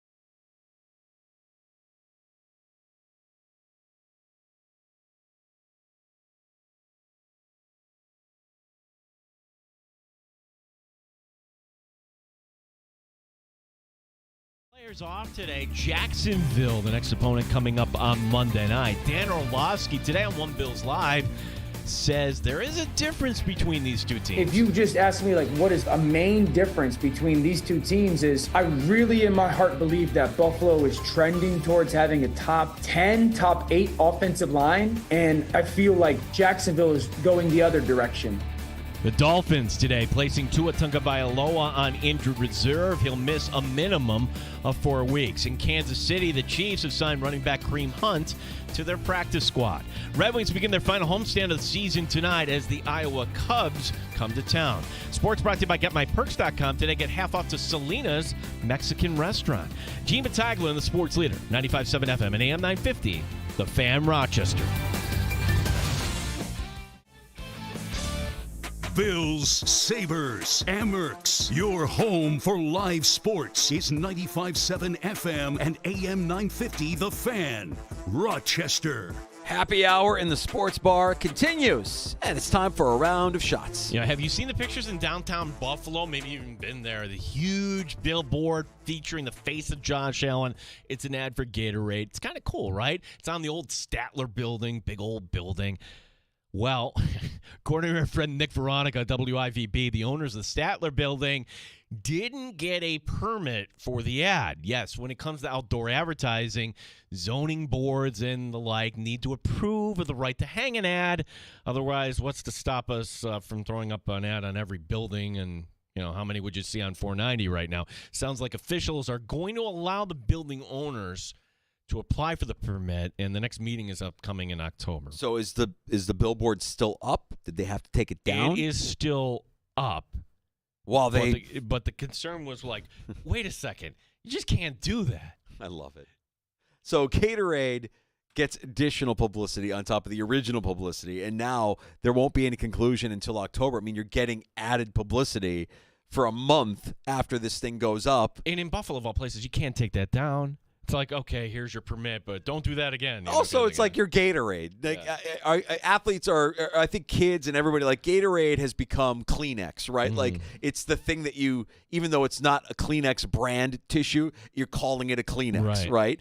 Gatorade is that. Even if you're drinking a different brand, you're still viewing it as, just grab me a Gatorade. I need that. Yeah, like what's to stop? Like maybe Gatorade will put that on the old Xerox Tower downtown or whatever that's called now. Yeah, we have on the side of our building, they renovated just a couple of years ago. They did a whole new repainted the side of our building with the old ads that like existed way back in the day. Yeah, like for this soap or whatever the product was. It's kind of cool. Yeah. And I also know, speaking of zoning and all that stuff, do you know that when you drive through the state of Maryland, you will not see any billboards on their highways? They don't allow them. I'm just I had no little idea. random fact for you that in Maryland, no billboards on highways. Do they not like money? I mean, I think they prefer to be beautiful. Just beautiful. It's a beautiful state. As you're driving through beautiful Maryland, you don't need to see. What is Maryland's? I know Virginia is for lovers. It is. Virginia is for lovers. What is Maryland for? Yeah. The Terrapin State. Yeah. Go ahead. Division races in baseball, they don't hold much drama, the closest being in the American League East. Yankees up 3 games on Baltimore. The suspense being in the wild card, where in the National League, the Mets are now up a full game on the Braves for that final spot. Atlanta begins a series tonight in Cincinnati. The Mets continue their series against the Nationals. New York getting good news on shortstop Francisco Lindor. He could be back before the regular season ends. Do they need him before the regular season ends? The answer is yes. You've got Philadelphia and Atlanta coming Not great up. news then. Okay, No. so you've got Philadelphia and Gwinnett, and your hope Atlanta. You've got the Gwinnett Stripers fighting for a wild card against your Mets. So, yeah, they're not the Braves. That's Gwinnett. Gwinnett and the Mets fighting for the final wild card. Thursday we'll have Dan Fates, and he's putting this himself on X. I hate this team. The Mets should get the last spot. And I'm like, okay, yeah, I accept. On behalf of all Mets fans, I pass along this story in part to elicit a response from Danger. Oh, here we go. Mike Trout spoke today. The Angels slugger says he's open to moving out of center field if that helps the team. Quote, whether it's moving a corner or DHing more, that's something I'll leave it up to the front office to come up with a plan. Trout, since 2021, has only played in 266 games. You're not really trying to elicit a response or reaction. You just want me to say what is factual that nobody likes to hear. The fact that Mike Trout is just not a winner. I'm going to meet you halfway on this. He's a fantastic baseball player when he's healthy. Fantastic. He should have asked out of that situation in Orange County. Maybe he likes it for his family or whatever it is, but if you want to win, it's a no-win. Shohei even realized it. Like, give me, I'm out of here. Just put it on his tombstone when he passes away. So Mike Trout, not a winner. We have a target date. Yeah, sometimes like I knew exactly what you were going to say. We have a target date for NBA expansion. 2027-2028 season. This according to ESPN's Brian Windhorst, which, if the league wants 2 new teams 3 years from now, that would set the stage for, well, beginning the process. Now, it's widely believed that it's going to be Vegas and Seattle. Danger, I've yet to even hear of another market that's kind of making a play here. All right, we haven't heard any. There hasn't been any hot uniform talk. There haven't been any unveilings. The arenas exist in both of these markets, right? So now it's just a matter of the official announcement that the Supersonics are coming back. And what is Las Vegas going to trot out? What's whatever a nickname? LeBron wants it to. Oh, yeah. So the Bronnies, the Las Vegas Bronnies, is he naming a team after his kid, and his kid will the Las Vegas Kings, the Kings of Las Vegas. You like already King have James. a Kings, Sacramento Kings. Oh, maybe you could work out a deal with Sacramento and just have them be the Sacramento slush puppies. Sacramento, we used to be in Rochester. Make them the Royals again. Yeah, that's it. Yeah, they're not. You seem to tell me that Rochester once had an NBA franchise that moved. You just to San admitted Francisco. it. You just admitted it. The Royals? Was that where they were called? Just go ahead and call them that fictional name again. The Rochester Nighthawks schedule came out today. I'm not ready to think about winter yet, but home opener Saturday of Thanksgiving weekend, November 30th against Las Vegas. The team is home the following Saturday against the 2-time champion orange-wearing evil Buffalo Bandits. Feels like a loss. Regular season wraps up at home April 19th against Toronto. Okay. Finally, yesterday in the sports bar, we had Syracuse AD John Wildhack on with us. If you missed that, it's on demand. Go find it wherever you pod. How do you raise money? And we talked about NIL. And Wildhack says, well, he believes the plan here is Syracuse and Rochester businesses. He's looking at them to step up. Okay, that kind of makes sense. Ask the business community. Well, in Tennessee, they're taking a different approach. Season ticket holders for the Vols will be docked a 10%, what they're calling talent fee. That's in addition to all the other fees you got to need to pay for a season ticket. 10%. That's a trend I hope does not catch on here. It'll catch on if it works. It'll catch on if Tennessee is offering these athletes more than other schools are able to offer. Well, you hear this in pro sports, right? I'm going to voice my opinion because, after all, I pay your salary. Well, do you? You turn into the games like... I love the person that brings that up. What a hero. I help pay your salary. I pay your salary. Stop with that. Well, but literally, if you're saying to the season ticket holders, like an NIL, this is how we're going to do it. We're going to go buy ourselves a quarterback. Here's your bill. If it works, you'll see other schools do the exact same thing. If it works. If Tennessee, who right now, what are they, number 6? I think they're top 10 team, right? If it were, that's what college football is. Who's raising the most amount of money? Yeah. I mean, Wildhack didn't hide from it. There's no shame in it. We need to grow. We need more support from the corporations that have Syracuse ties in Rochester. He's in the business of sales. He's in the business of extracting money for his student athletes. This crossed my feed last night, speaking of college football, and I just thought it was interesting. Jay Kuda writes, I want to say writes mostly for Major League Baseball, but he went through the exercise of putting FBS teams into conferences arranged by their enrollment, according to Wikipedia, the enrollment of each school. And I know that the enrollment on some of these schools is skewed because of online courses. And when you look at like Arizona State with 77,000 enrolled, that a lot of that is online, or Liberty University, over 96,000 students. So much of that is online courses. But you've got 9 conferences here, ranging from really, really big to really, really small. And I just thought it was an interesting exercise. And when you look at the really, really big schools in terms of enrollment, you see some schools in there that would be a lot of fun. And then you see, where you'd have some decent rivalries. And then you see Georgia State and FIU. Like, oh, is Florida FIU the new rivalry that we'll be looking for if this were ever to happen? It will never happen, by the way. But it just was fun. And then Syracuse, for what it's worth, in the, I want to say they were classified as medium. Yeah, they're in the medium, I want to say, conference. It was an enrollment of somewhere around 25. Where are they? They disappeared on me. Well, Syracuse has 15,000 undergrads. That's pretty large. Yeah, no, they're large, but they weren't one of the – I'm sorry. They're medium small.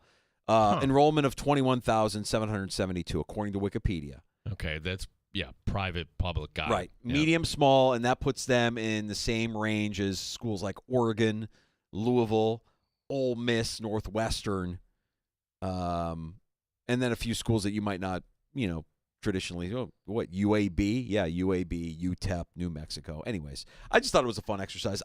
College football and college athletics in general, to me, remain fascinating because I don't know where it's going to go. I don't think any of us know where it's going to go, but it's going to be fun to watch.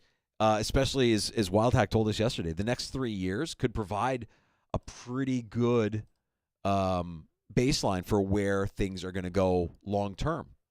They might settle down here for the next 3 years, and we have this new college football playoff that'll be really, really exciting. And if it's well received in 3 years' time, it wouldn't be a shock for them to completely rearrange college athletics as we know it, make football its own thing, and the NCAA governs over everything else. Yeah, there's some. If you Google this, there's some really funny names here by enrollment. You have to read out. Okay, is this a real college or not? Real college or not? Danger. Southern New Hampshire University.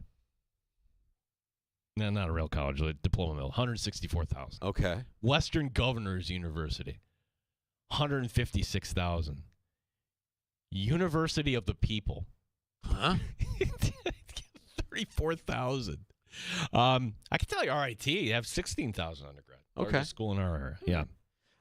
One last tweet from LeBaron, who joined us earlier, is our new helmet expert here in the sports bar. LeBaron just looked it up. Tua was wearing the Gen 1 Viscous, which as of 2 years ago was the top-rated model. So okay, clarifying good. That, Thank you for clarifying that, LeBaron. We don't want to say that Tua's wearing a bucket if he's actually wearing the top-rated safety model for an NFL player. But I do think the Guardian cap does add that added layer, and if he is being serious about his future and preventing injury, that if he returns here in 4 weeks, when he returns here in 4 weeks, if it is indeed just 4 weeks, that he should be wearing the Guardian cap. And that's the end of the story. I don't understand why that would be a challenge for anybody to comprehend. But LeBaron, continue to keep up the good work there on researching these helmet models for us. And when he comes back, give us an update. I'm going to make a proposal to you. How about no more Bills games on a Sunday? Like, I love, Thursday, here we go. And then Monday, I'm thinking, boy, just to kind of open up your whole Sunday where you can just enjoy whatever it is you want. Funny, though, how the mindset of a fan changes over the course of time, because when they were in the drought era, we all complained that they didn't have any primetime games or not enough primetime games. No, I need Sunday. I want my Sunday routine back. I want to be able to tailgate. I want my routine back. And sorry, Josh Allen is must-see TV, and he will continue to be featured in primetime games throughout the regular season. I'm not complaining about any of it, man. No. It's been a fantastic start to the young NFL season, and I know that there's more action coming up here over the course of the next few weeks, and of course the Bills taking the field come Monday night against Jacksonville. We'll continue to get you ready for that matchup, and we got a whole slate of college football games to talk about on Saturday as well. We'll be joined tomorrow afternoon, as we are every Wednesday at 3:25 by PJ Glass, host of Send It In on the BetQL Network, Odyssey Sports Betting Insider, and Insider Calls presented by BetMGM. Go check out all the latest lines today on the BetMGM app. More Bills news throughout the week as well as they get back to work and back on the practice field tomorrow afternoon. If you missed Michael F. Florio from NFL Network, or if you missed Matt Perino covering the Bills for Syracuse.com, you can check both of those conversations out wherever you get your podcasts. Search out the Sports Bar in the free-to-download Odyssey app, Spotify, Apple Podcasts, wherever you get your pod. You will find us. JR Sport Brief next. Gino, have a great night. More tomorrow on The Fan. You're listening to the Sports Bar with